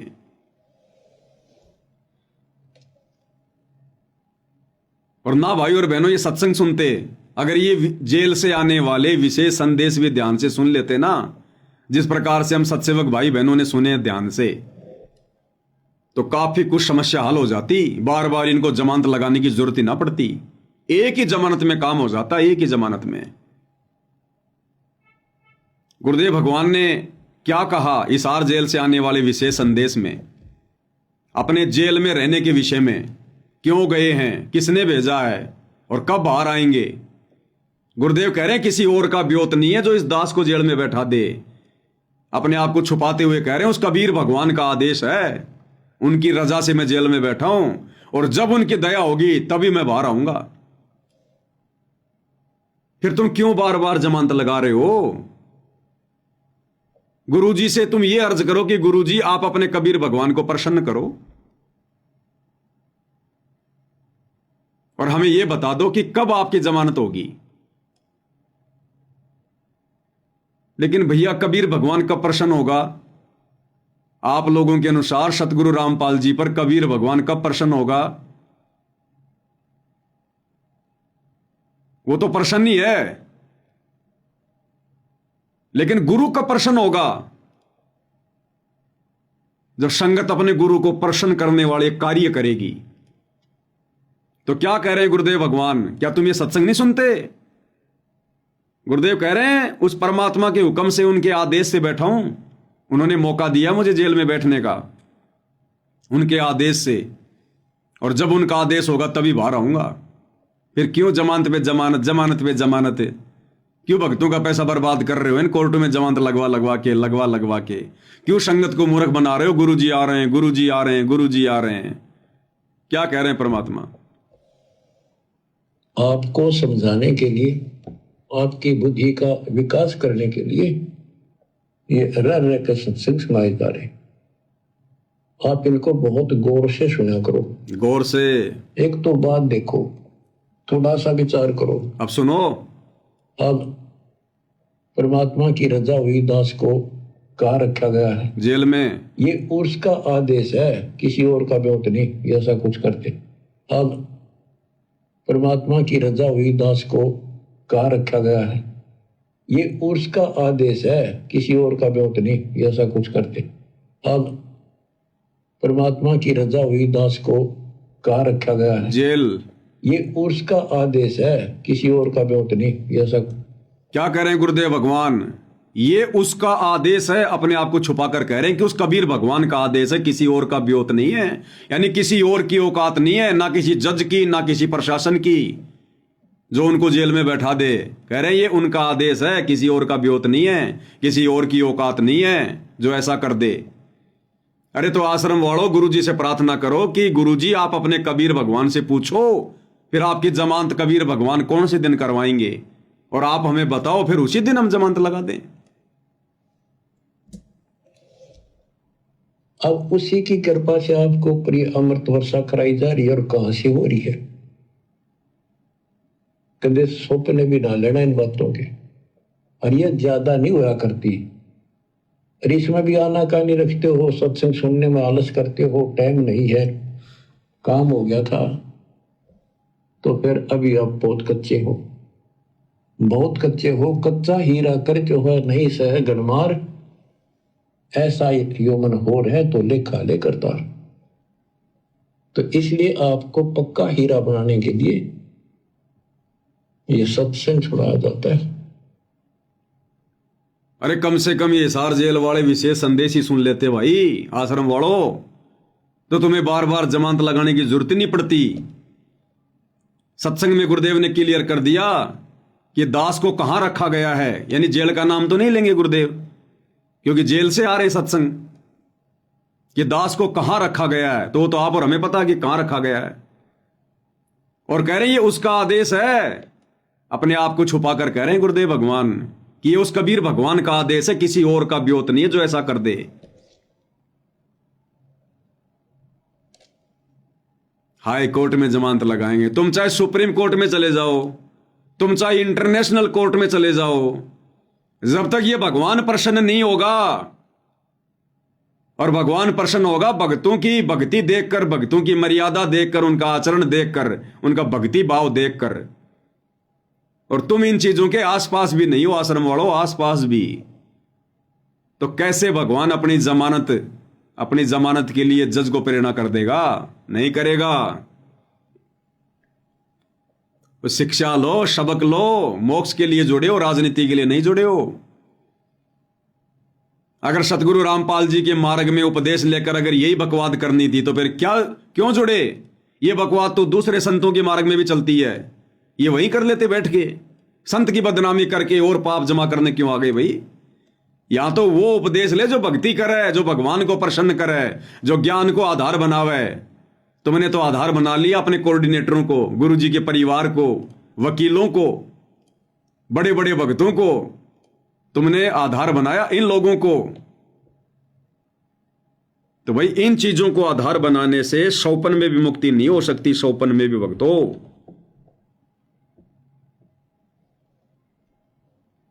अब तुम्हें किस विधि से समझाएं, और तरीके नहीं है भाई और बहनों।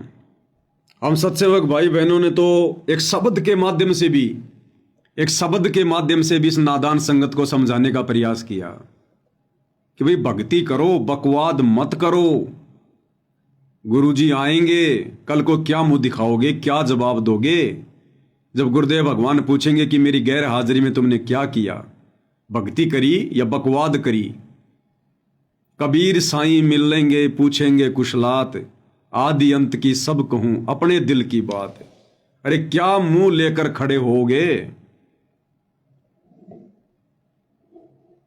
अरे गुरु को हिसार जेल से बाहर आने के लिए वो कहां रहेंगे, उसके लिए उनको मकानों की जरूरत नहीं है जो तुम 5-5 मंजिल की बिल्डिंग बना रहे हो। वही बरवाला वाली हरकतें, वही 5 मंजिल की बिल्डिंग, टाइल मार्बल चिप्स लगा के स्टेज के पीछे गुरुजी की आड़ में, और मौज मस्ती करनी तुमने खुद ने।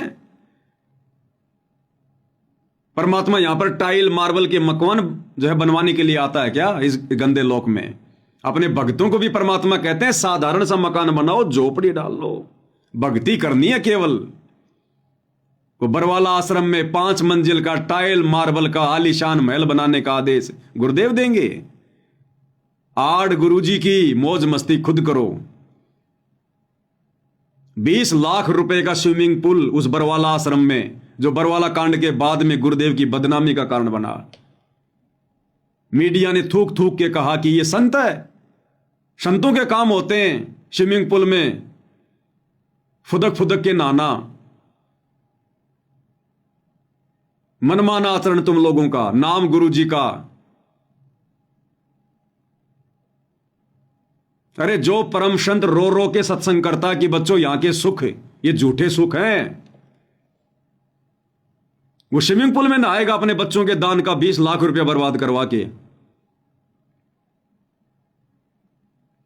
उनकी आंखों के सामने उनके लाखों बच्चे, हजारों बच्चे जो बरवाड़ा आश्रम में जाते थे, वो बेचारे बाथरूमों में नहाया करते थे, और ये बाप, ये समर्थ, ये उस स्विमिंग पूल में नहाएगा।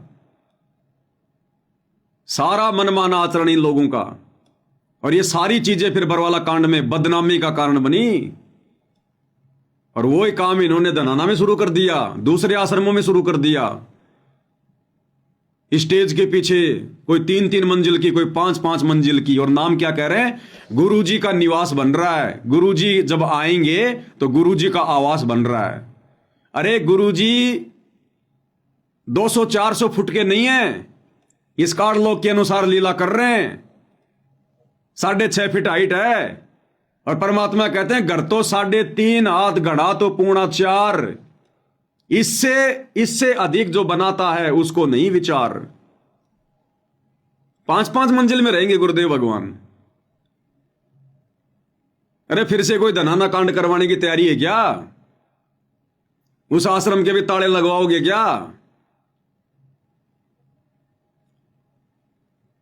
स्विमिंग पूल, 5 मंजिल का मकान है। सतगुरुदेव भगवान को बाहर आने के बाद में इन पत्थरों के मकानों में बैठने की जरूरत नहीं है। वो पत्थरों के मकान नहीं बनवाते, वो अपने भक्तों के हृदय में मकान बनवाते हैं। गुरुदेव भगवान को अपने भक्तों के हृदय में जगह चाहिए।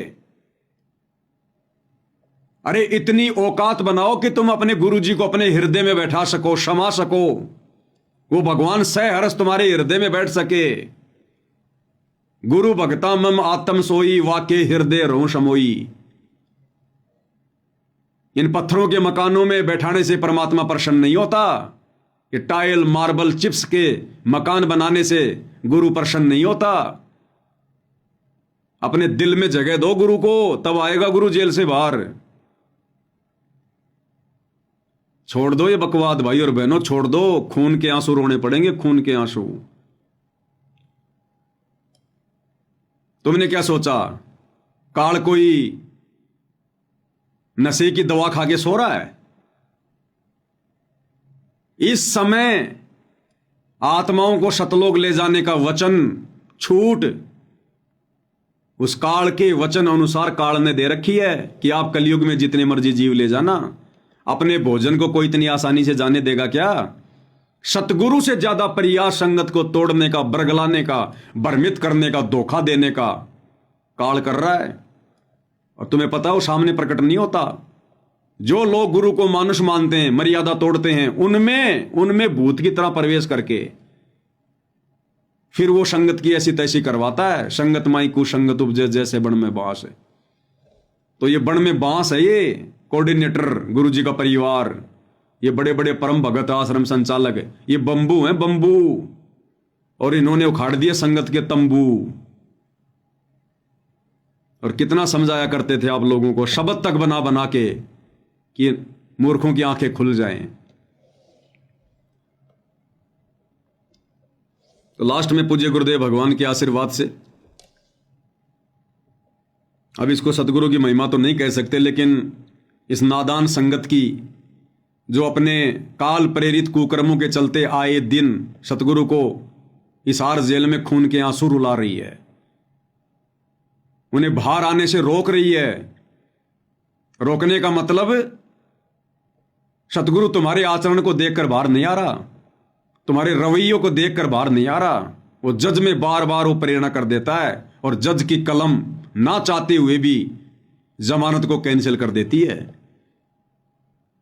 तो सतगुरु बकवादों से प्रसन्न नहीं होता, भक्ति से प्रसन्न होगा। और ये भक्ति तुम्हें ये काल करने नहीं देगा इन आश्रम वालों के माध्यम से। जब तक तुम इनके संपर्क में रहोगे, इन आश्रमों में जाओगे, आंख बंद करके इनके आदेशों की पालना करोगे। बंदी छोड़ सतगुरु रामपाल जी परमेश्वर जी की जय हो। भक्तो भक्ति करो, बकवाद नहीं आएंगे गुरु जी कभी ना कभी। भक्तो भक्ति करो, बकवाद नहीं आएंगे गुरु जी कभी ना कभी।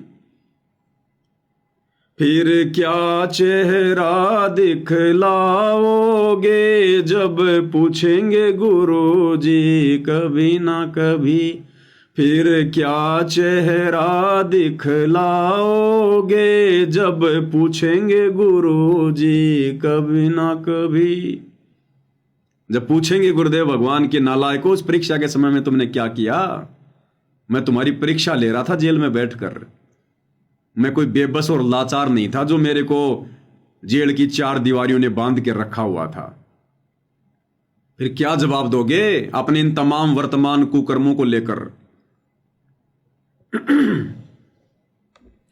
भक्तो भक्ति करो, बकवाद नहीं आएंगे गुरु जी कभी ना कभी। फिर क्या चेहरा दिखलाओगे जब पूछेंगे गुरु जी कभी ना कभी। तूने दान दिया, चाहे खून दिया, चाहे वोट दिया हो, कभी ना कभी। रक्तदान रक्तदान, दे दान दे दान। अरे ये दे उस भगवान ने हमें दान में दी है भक्ति करने के लिए। तुम अधिकारी नहीं हो ये दे दान करने का, रक्त दान करने का।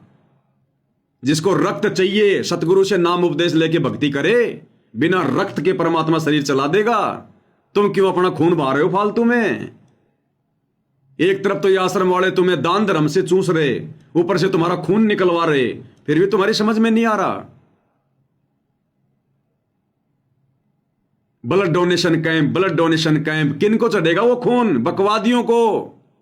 तुम्हारा खून चढ़वाकर जीवन प्राप्त करके और बकवाद करेगी दुनिया, और दोषी बनोगे तुम। क्या आवश्यकता तुम्हें दे दान करने की? यही फंसा लेगा काल। मर गए, दे दान कर दिया, तुम्हारी वो किडनी निकाल ली गई। और किडनी ज्यादातर ये किसको चढ़ाई जाती है? शराबी को, जो शराब पी पी के नशा कर करके किडनियां खराब कर लेता है।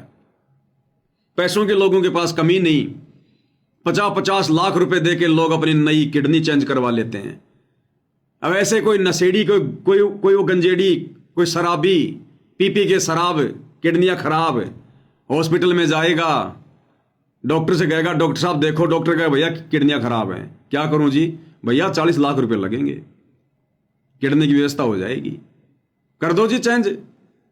अरे लाओ रे वो भक्तों की किडनी, नाम थोड़ी लिखा हुआ है। तुम्हारी किडनी चढ़ेगी उस नशेड़ी को, और जब तक जिएगा 10-5 साल खूब शराब पिएगा और अपने कर्म फोड़ेगा, और तुम्हारे भी कर्म फूटेंगे साथ में, क्योंकि तुम उसके कर्म फुड़वाने के लिए उसको किडनी दे गए तुम। अरे दान सुपात्र को दिया जाता है, कुपात्र को नहीं दिया जाता। दान चाहे खून का हो, चाहे किडनी का हो, चाहे पैसे का हो। क्या आवश्यकता तुमने? अरे भक्तों को तो किडनी चढ़ती नहीं है, जो भक्ति करेगा उसको तो किडनी की जरूरत ही नहीं है। उसकी तो खराब होगी तो भी परमात्मा ठीक कर देगा। वेदों में लिखा परमात्मा यदि साधक के अंग भी खराब हो गए उनको भी ठीक कर देगा। तो भक्तों को तो तुम्हारी ये किडनी चाहिए नहीं, और जगत वालों को नालायक को तुम क्यों दे रहे हो बकवाद करने के लिए? फिर दुनिया भक्ति करेगी? अरे दुनिया भक्ति करेगी क्या फिर? ये काल ऐसे कर्म फोड़ता है, ऐसे। तूने दान दिया चाहे खून दिया, लेकिन तूने सब कुछ कुपात्रों को दिया, कुपात्रों को। और वोट दिया हो कभी ना कभी 2019 में इसी सतलोक आश्रम वालों ने हरियाणा में कांग्रेस सरकार का समर्थन करवाया तुम लोगों से, वोट डलवाए ना। पूरे देश में बीजेपी का विरोध, कांग्रेस का समर्थन, गुरुजी का आदेश बता दिया, और हरियाणा में उस व्यक्ति का समर्थन करवाया भक्तों से, उस व्यक्ति को वोट डलवाए, भूपेंद्र सिंह हुड्डा को, जिसको गुरुदेव भगवान ने करोथा कांड का मुख्य दोषी बताया। और गुरुदेव ने कह रखा कि उस भूपेंद्र सिंह हुड्डा के तो इतने लंबे लंबे कीड़े पड़ेंगे। उस व्यक्ति को, उस परमात्मा के उस द्रोही को इन आश्रम वालों ने, इस काल ने भक्तों से समर्थन करवा के परमात्मा के विरोधी व्यक्ति का और संगत के सूखे सूखे कर्म फुड़वाए। ये सोच समझ के लिखवाए परमात्मा ने शब्द, मजाक में नहीं लिखवाए। तूने दान दिया चाहे खून दिया, चाहे वोट दिया हो कभी ना कभी। तूने दान दिया चाहे खून दिया, चाहे वोट दिया हो कभी ना कभी। देना होगा जवाब तुझे यहीं का यहीं, आएंगे गुरुजी कभी ना कभी। देना होगा जवाब तुम्हें यहीं का यहीं, आएंगे गुरुजी कभी ना कभी। यहीं का यहीं मतलब किस ब्रह्मांड में?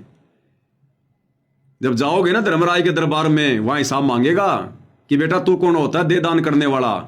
गरीबदास जी कहते हैं पिंड प्राण जिन दीने दाना, गरीबदास जाकू कुर्बाना, कि उस कबीर भगवान ने ये पिंड, ये शरीर मुझे दान में दिया भक्ति के लिए। अरे तू कौन होता है उस परमात्मा के द्वारा दिए गए इस शरीर को दान करने का? तू अधिकारी है क्या? देना होगा जवाब तुझे यहीं का यहीं, उस धर्मराय के दरबार में। भक्तो भक्ति करो बकवाद नहीं, आएंगे गुरुजी कभी ना कभी। फिर क्या चेहरा दिखलाओगे जब पूछेंगे गुरुजी कभी ना कभी। क्यों नाम लिया गुरु ज्ञान लिया, क्यों नाम गुरु का बदनाम किया। क्यों नाम लिया क्यों ज्ञान लिया, क्यों नाम गुरु का बदनाम किया। आधार ज्ञान को बनाया ही नहीं, आएंगे गुरुजी कभी ना कभी। आधार ज्ञान को बनाया ही नहीं, आएंगे गुरुजी कभी ना कभी। अरे क्यों नाम लिया? क्या तुमने ये ज्ञान सुना? अगर ये सारे उल्टे कुकर्म करके गुरुजी की बदनामी ही करवानी थी तो स्टेडियम बनवा दिया, राजनीति कर रहे हो। 2019 में पूरे देश में इन आश्रम वालों ने भक्तों से कांग्रेस का समर्थन करवाया, कांग्रेस को वोट डलवाए। देश की आधी जनता जो बीजेपी की समर्थक है, संत रामपाल जी को जी भर के गालियां निकाल रही है। ये काहे का संत है, दोगला आदमी है। संतों के काम होते हैं राजनीति करने के। तुम भक्तों की नादानी ने, बेवकूफी ने, बिना सोचे समझे जिस राजनीति से संत रामपाल जी का 36 का आंकड़ा रहा है, इस काल ने तुम लोगों से राजनीति करवा दी और पूरा देश गुरु जी को गालियां दे रहा, जो बीजेपी के जो लोग समर्थक हैं। फिर 2024 में उस कांग्रेस को छोड़ दिया काल ने और नरेंद्र मोदी की गोद में बैठ गए, बीजेपी की गोद में बैठ गए और बीजेपी का समर्थन करवा रहे हैं। नरेंद्र मोदी की हरियाणा की गोहाना रैली में, मध्य प्रदेश की भोपाल रैली में, हरियाणा के मुख्यमंत्री की रैलियों में जा रहे हैं, भक्तों को भेज रहे हैं बसें भर भर के। अब वो कांग्रेस वाले गालियां देंगे। अब 2024 में जी भर के कांग्रेस वालों ने गालियां दी कि ये तो वास्तव में बड़ा दोगला आदमी है, क्योंकि उनको थोड़ी पता है कि आदेश कौन दे रहा है। वो तो ये सोच रहे हैं कि ये संत रामपाल जी के भगत हैं, इनके गुरु जी आदेश दे रहे हैं। अब वो कांग्रेस वाले जी भर के गालियां दे रहे हैं, निंदा चुगली कर रहे हैं, गुरु की बदनामी कर रहे हैं। ये तो वास्तव में दोगला आदमी है, इससे तो राम रहीम अच्छा। उसने कभी इतनी जल्दी कोई पार्टी तो नहीं बदली। वो बीजेपी का शुरू से था, आज भी बीजेपी का है। और ये बाबा रामपाल तो कभी कांग्रेस कभी बीजेपी। तो तूने नाम लिया, तूने ज्ञान लिया, क्यों नाम लिया, गुरु ज्ञान लिया, क्यों नाम गुरु का बदनाम किया। अरे आधार ज्ञान को बनाया ही नहीं, आएंगे गुरु जी कभी न कभी। भक्तो भक्ति करो बकवाद नहीं, आएंगे गुरु जी कभी ना कभी। फिर क्या चेहरा दिखलाओगे जब पूछेंगे गुरु जी कभी ना कभी। और उसके बाद ज्योति पाठ के नाम पर ठगी, बन गए मूर्ख। गुरु कह के थक गया कि गुरु बिन दान पुण्य जो करही, वो मिथ्या हो कबू न फल ही। गुरु बिन माला फेरते, गुरु बिन देते दान, गुरु बिन दोनों बेकार है चाहे पूछो वेद पुराण। गुरु कह के थक गया कि भाई इस धरती पर सतगुरु के अलावा दान धर्म लेने का, ज्योति पाठ का पैसा लेने का कोई भी अधिकारी नहीं है, सुपात्र कोई भी नहीं है। आंख बंद करके तुमने इन काल प्रेरित कुपात्रों के हाथों में, कोऑर्डिनेटरों के हाथों में, आश्रम वालों के हाथों में, नामदान संचालकों के हाथों में, जिनकी एक भी मर्यादा नहीं है, सब गुरु को मानुष मानते हैं, अपने कर्म फोड़ लिए। और तुम्हारी आंखों के सामने वो दान, कभी आरक्षणों में, कभी गुंडों की सीबीआई जांच में, कभी जाटों की धर्मशाला में, कभी अयोध्या के भंडारे में, कभी राजनीति में, तुम्हारे कर्म फूटे कर्म ढंग से। तूने जोत कराई चाहे पाठ कराया, आदेश गुरु का लिया ही नहीं। गुरुदेव ने स्पष्ट कर रखा सत्संग में कि पाठ करवाने से पहले गुरुजी से आज्ञा ली जाती है। गुरुजी से आज्ञा, गुरुजी की आज्ञा के बिना पाठ नहीं करवाया जाता। ये आदेश हैं गुरुदेव भगवान के। अगर दास के पास में होगा तो जरूर आपको दिखाऊंगा। ये रहा, सुनो ध्यान से क्या कह रहे हैं परमात्मा।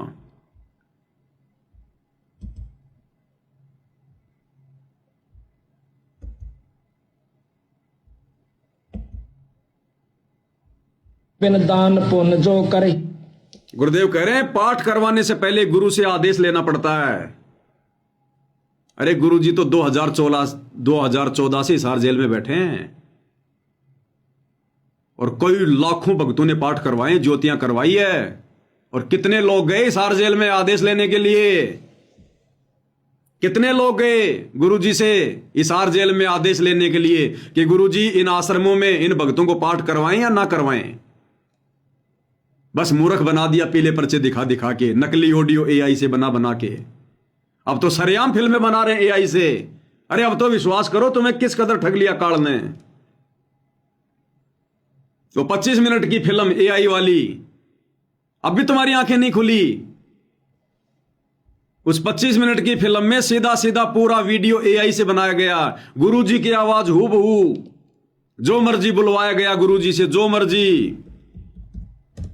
अब भी तुम्हारी आंखें नहीं खुल रही। ऐसे ही तुम्हारे को ऑडियो वीडियो के नाम से मूर्ख बनाया जा रहा है। उस वीडियो में देखो किस प्रकार से एआई से गुरुजी की आवाज में क्या कहलवाया गया। वो चाय की दुकान वाला कह रहा कि महाराज जी चाय समोसा लगा दूं। संत रामपाल जी की आवाज में एआई से हूबहू क्या कहलवाया जा रहा है। हाँ हाँ लगा दो भगत जी, चाय समोसा लगा दो। संत रामपाल जी महाराज स्कूटर को रास्ते में एक चाय की दुकान के पास रोक देते हैं। राम राम महाराज जी। राम राम भगत जी। महाराज जी चाय समोसा लगा दूं? हाँ भगत जी लगा दीजिए। सुन लिया, ये काल आने वाले समय में तुम्हारा चाय समोसा लगाएगा, तुम्हारा नाश्ता करेगा, तुम्हारा, क्योंकि इसने अपना काम पूरा कर लिया, तुम्हारी मर्यादा तुड़वा दी, गुरु की नजरों से तुम्हें नीचे गिरा दिया। अब तुम कितने शाणे बन जाओ, अब तुम काल की खुराक हो, काल की खुराक है। गुरु के दिल से उतरे वो शब्द बिहुना होए, उसको काल घसीट ही राख सके ना कोई। अब ये बनेगी तुम्हारे साथ में। तो ऐसे तुम्हें मूर्ख बनाया गया, एआई से ऑडियो वीडियो बना बना के, तुम्हें लाइव दिखा दिखा के। और क्या कह रहे हैं परमात्मा, पाठ करवाने से पहले गुरु की आज्ञा लेनी चाहिए। क्या तुमने गुरुदेव के इस आदेश की पालना की? कितने लोग गए हिसार जेल में ये पूछने के लिए कि गुरुजी हम पाठ करवाएंगे ना करवाएं? सब बेड़ चाल में। कोऑर्डिनेटर ने कह दिया, पीला पर्चा निकाल दिया, नकली एआई से ऑडियो आ गई, बच्चों पाठ करो, दान करो, मेरी आत्मा बहुत खुश हो रही है।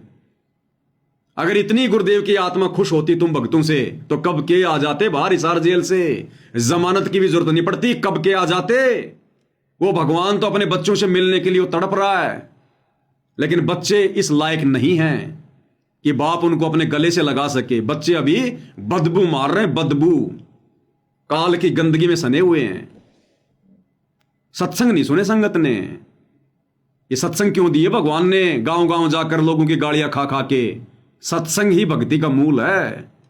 और ये सत्संग तो ना तुमने पहले सुने, ना तुम लोगों को वर्तमान में इन आश्रमों में सत्संग सुनने दिए जा रहे। तो क्या कह रहे हैं परमात्मा पाठ के विषय में कि पाठ करवाने से पहले गुरु की आज्ञा लेनी चाहिए। बिन दान पुण्य जो करही मिथ्या होवे कभू ना फरही। बिना गुरु के जो दान करते हैं मिथ्या जावे, वो कभी नहीं फलेगा।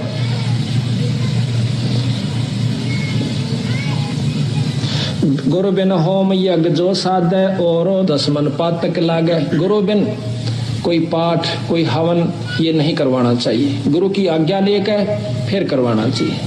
सुन लिया, जिसके सिर पर कृपा गुरु की, वो दुख कैसे पाएगा।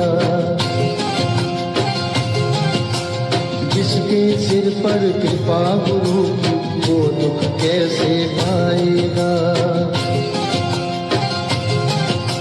नाम गुरु जी का जप लेगा, नाम गुरु जी का जप लेगा, जीवन सफल बनाएगा।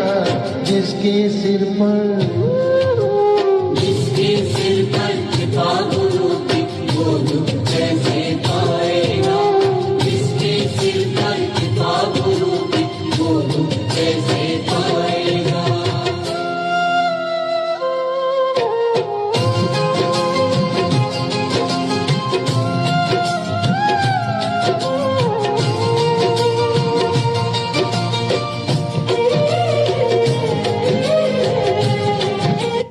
ऐसे वीडियो बना बना के तुम लोगों को समझाया करते थे, ऐसे वीडियो बना बना के दिन रात आंखें फाड़ फाड़ के। हमारा कोई स्वार्थ नहीं है, हमें तुम ज्योति पाठ और दान के पैसे नहीं दे रहे आश्रम वालों। हर प्रकार से परमात्मा ने वीडियो बनवा बनवा के तुम्हारी आंखें खुलवानी चाहिए। लेकिन परमात्मा कहते हैं गधे की आंख में अगर कोई घी डालता है ना, तो गधा सोचता है कि मेरी आंख फोड़ना चाह रहा है, क्योंकि उसमें इतनी बुद्धि होती है, इतनी, जिसकी जितनी बुद्धि उतना ही समाए, उसका बुरा मत मानियो, बेचारा अधिक कहां से लाए। तो मालिक ने कोई कमी नहीं छुड़वाई अपने सत्सेवक बच्चों के माध्यम से तुम आश्रम वालों की आंखें खुलवाने में। तो पाठ के विषय में क्या सुना आपने, एक बार फिर से सुन लो। गुरुदेव कहते हैं पहले गुरु की आज्ञा लेनी चाहिए, उसके बाद में पाठ करवाना चाहिए। बिन दान पुण्य जो करही मिथ्या होवे कभू ना फरही। बिना गुरु के जो दान करते हैं मिथ्या जावे, वो कभी नहीं फलेगा।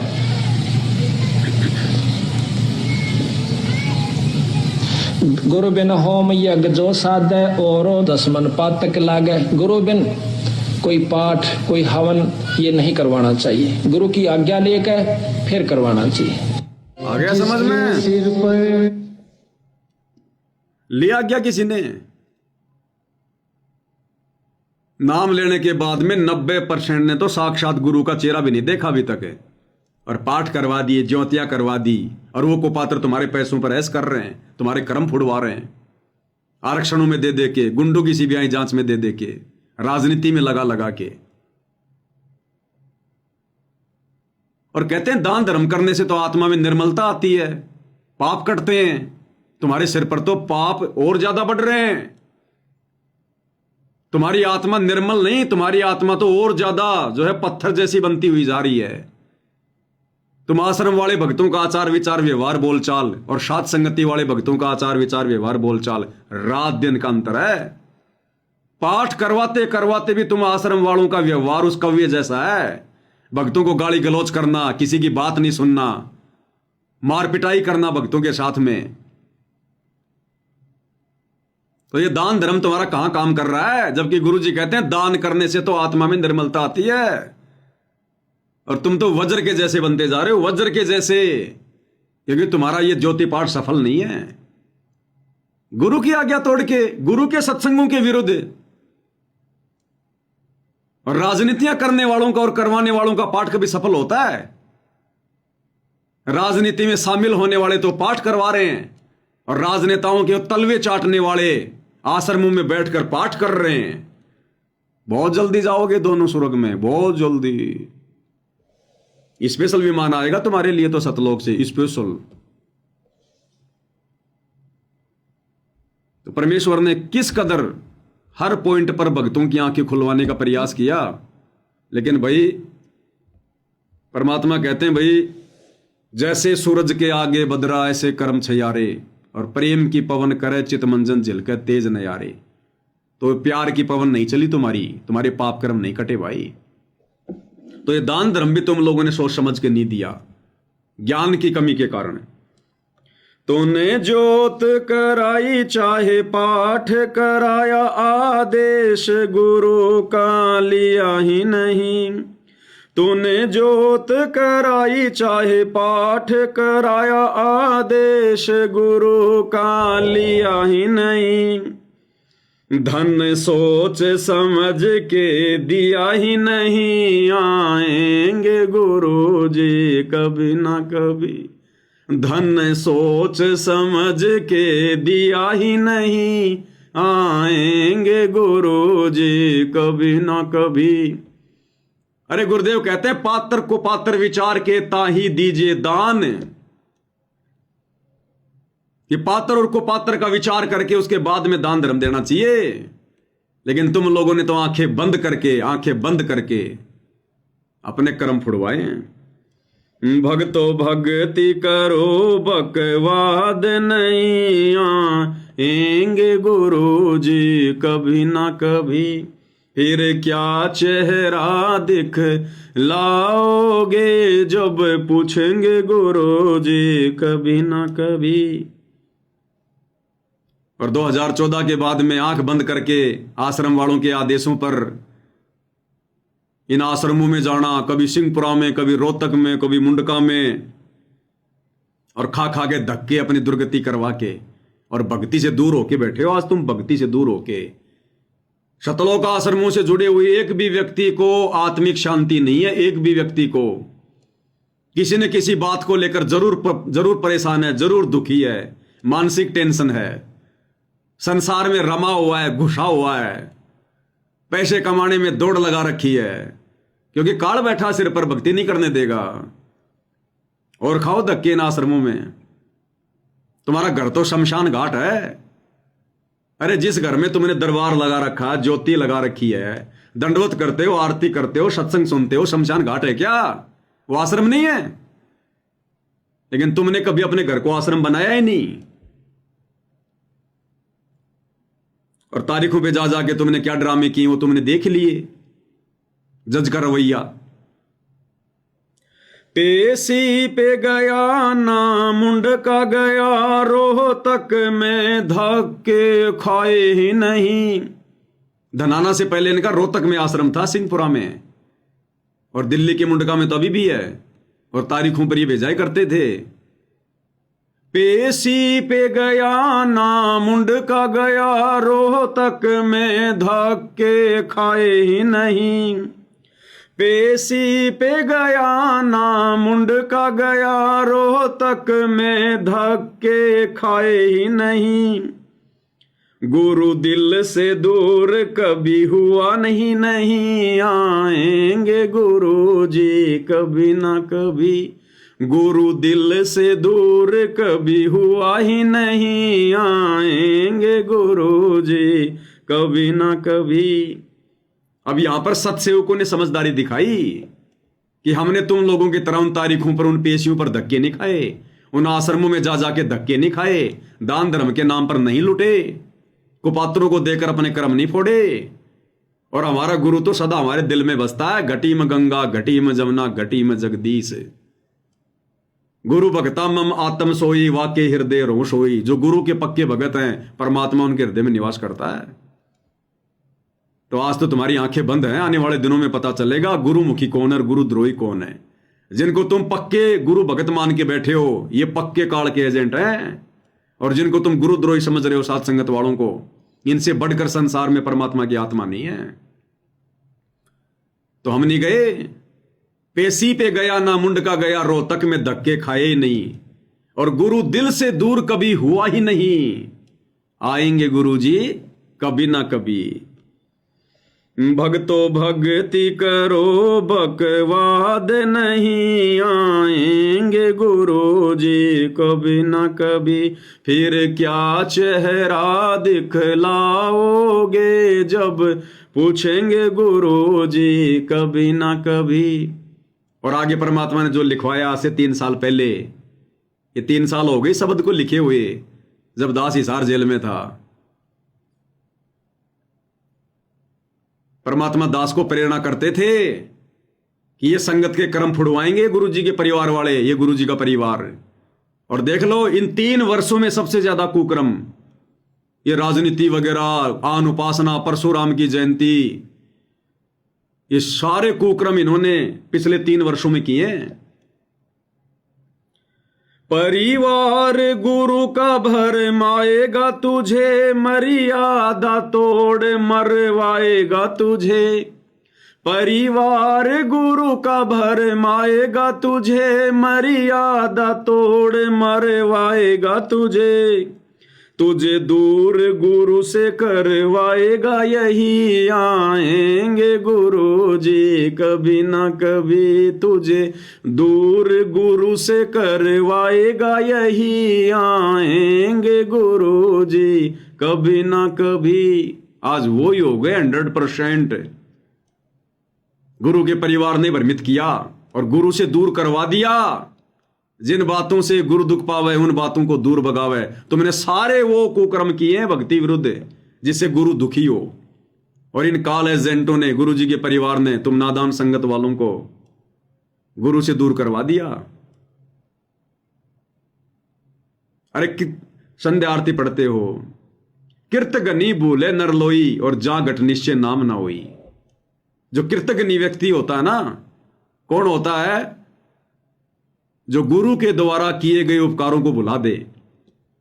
तो तुम लोगों ने गुरु के उपकार भुला दिए। गुरु ने कब कहा राजनीति करने का, राजनेताओं को वोट देने का, उनकी रैलियों में जाने का, परशुराम की जयंती में जाने का? अरे गुरु तो कहते हैं 100 वर्ष सतगुरु की पूजा, एक दिन आन उपासी, वो अपराधी आत्मा पड़े काल की फांसी। परशुराम की जयंती पर जाने का तुम्हारा क्या मतलब था? काल ऐसे ही मरवाता है सूक्ष्म चाल। तो मर्यादा तोड़ मरवाएगा यही। मरवा दिया गुरु के परिवार ने तुम्हारी मर्यादा तोड़वा के।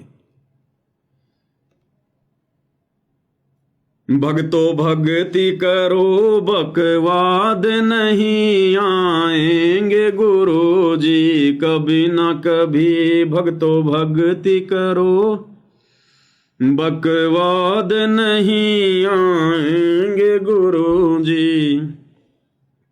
अब सबसे बड़ी कमी क्या रही? साध संगति की। हाथ जोड़ जोड़ के विनती करते थे लास्ट में, जुड़ जाओ साध संगति से, जुड़ जाओ। कोई आधार कार्ड जमा नहीं करवाना, कोई फॉर्म नहीं भरना, कोई तुमसे पैसे नहीं ले रहे, कोई ज्योति पाठ दान का पैसा नहीं ले रहे तुम्हारे से। अरे सिर्फ वीडियो देखने और ज्ञान को आधार बनाओ, घर बैठ के भक्ति करो। कितनी विनती की तुमसे साध संगति से जुड़ने की, तुम्हारे कान पर जू भी नहीं रहेंगी। और अब आने वाले समय में देखना जब तुम्हारी दुर्गति पे दुर्गतियां होंगी। तू साध संगत में आया ही नहीं, तूने मर्म ज्ञान का पाया ही नहीं। तू साध संगत में आया ही नहीं, तूने मर्म ज्ञान का पाया ही नहीं। तूने विश्वास गुरु पर किया ही नहीं, आएंगे गुरु जी कभी ना कभी। तूने विश्वास गुरु पर किया ही नहीं, आएंगे गुरु जी कभी ना कभी। कहां विश्वास किया संगत ने अपने गुरु पर? अरे सार नाम कौन दे सकता है? परमात्मा क्यों आता है सतलोक से सार नाम देने के लिए? और इस नादान संगत ने गुरु का हिसार जेल से बाहर आने का भी इंतजार नहीं किया और इन कुपात्रों से वो फर्जी सार नाम सार शब्द ले लिया और अपनी दुर्गति करवा ली। अरे पाड़ोसी से अपने पेट में बच्चा डलवाने वाली औरत कभी पतिव्रता नहीं हो सकती। ये भक्ति रूपी बच्चा, ये सार नाम सार शब्द केवल सतगुरु देने का अधिकारी है। ये प्रथम नाम भी कोई देने का अधिकारी नहीं है सृष्टि में। सतनाम सार शब्द तो बहुत दूर की बात है। वो सार नाम देने के लिए तो भगवान सतलोक से चल के आया है। सोहम नाम हम जग में लेके आए और सार नाम हमने गुप्त छुपाए। उस गुप्त नाम को इन काल के एजेंट आश्रम वालों को देगा गुरु। एक 15 रुपए की डीवीडी में डाल के आलू टमाटर की तरह एक एक पाठ के चक्कर में बांटने के लिए देगा गुरु। क्या गुरु इनके आचरणों से वाकिफ नहीं है? गुरु को पता नहीं है इन लोगों का? इनके असंख्य जन्मों की कुंडली का पता गुरु को। यह छटनी का समय था, परीक्षा का समय था, बहुत सोच समझ के निर्णय लेना था। इन्होंने तो बकवाद करनी थी काल प्रेरणा से, और सतगुरु ने भी भक्तों की परीक्षा लेनी थी कि कौन मेरे ज्ञान को समझा। और पड़ोसियों से जाके पेट में बच्चा डलवा लिया। अब वो बच्चा किसका कहलाएगा? अरे वेश्या के बच्चे को कौन अपना नाम देता भाई? वेश्या के बच्चे को कोई अपना नाम देता है क्या? तुम्हारी वो दुर्गति कर दी इन आश्रम वालों ने। 2014 बरवाला कांड के बाद ये सार नाम और सार शब्द जिन जिन लोगों ने लिया है, प्रथम नाम और शतनाम तक तो कोई बात नहीं, लेकिन सार नाम और सार शब्द जिन जिन लोगों ने लिया है उन्होंने अविश्वास प्रकट किया है कि ना जाने गुरु जी आएंगे कि नहीं आएंगे। अरे गुरु फिर यहां पर बाजरे की रखवाली करने आता है क्या? भेड़ बकरियां जो है चराने आता है क्या? अरे सार नाम ही तो देने आता है जो संसार में नहीं होता।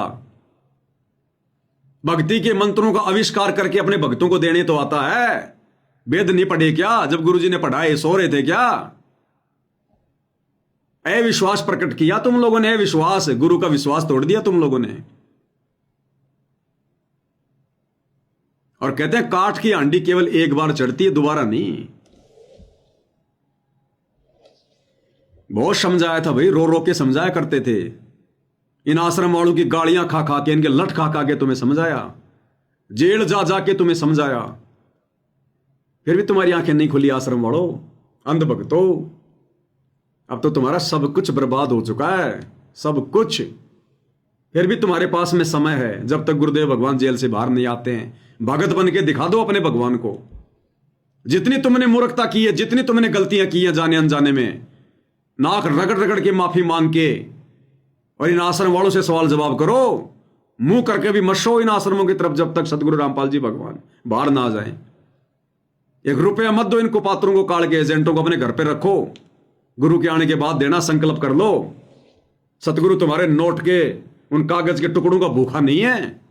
जिसने 21 ब्रह्मांड काल को भीख में दे रखे हैं, वो तुम्हारे पाठ का भूखा है क्या? कहते हैं साधु भूखा भाव का, धन का भूखा नहीं। जो कोई धन का भूखा वो साधु भी नहीं। धन के भूखे तो ये आश्रम वाले थे जिन्होंने तुम्हारे को चूस लिया, तुम्हारे को चूसे हुए आम की तरह। आम में से आम चूस के गुठली निकाल के कैसे वो पिचका पिचका होता है, तुम्हारी यह हालत कर दी है। लेकिन फिर भी मालिक दयालु है, जब तक इस जेल से बाहर नहीं आते हैं। अगर तुम लोगों ने फिर भी ज्ञान को आधार बनाया, साथ संगति से जुड़े, मालिक से रो रो के अपने उन तमाम कुकर्मों की जो मैनेजमेंट वालों ने तुम लोगों से करवा के मर्यादा तोड़वा दी है, अगर तुमने उनका प्रायश्चित किया और आगे से ज्ञान आधार से चले, अभी भी मालिक दयालु है। नहीं तो तुम्हारी नैया डूब चुकी है नैया। तो भाई समझा सकते हैं, विनती कर सकते हैं, इससे ज्यादा कुछ नहीं। तो भाई और बहनों, परमेश्वर की बहुत बड़ी रजा, बहुत बड़ी दया। और कुछ एक भगत भाइयों की जो थालियां, जिन्होंने जो एड्रेस वगैरह भेज रखे हैं, भाई और बहनों, क्या कि सतगुरु महिमा की जो पुस्तकें हैं वो समाप्त हो गई हैं। तो वो पुस्तकें हमने छपने के लिए दे रखी हैं। 10-15 दिन लगेंगे कम से कम, क्योंकि बार बार फिर थोड़े भेजेंगे तुम्हें। तो पुस्तकें आ जाती हैं, क्योंकि पुस्तकें छपने में टाइम लगता है। तो 10-15 दिन के अंदर अंदर पुस्तक छप के आ जाएगी।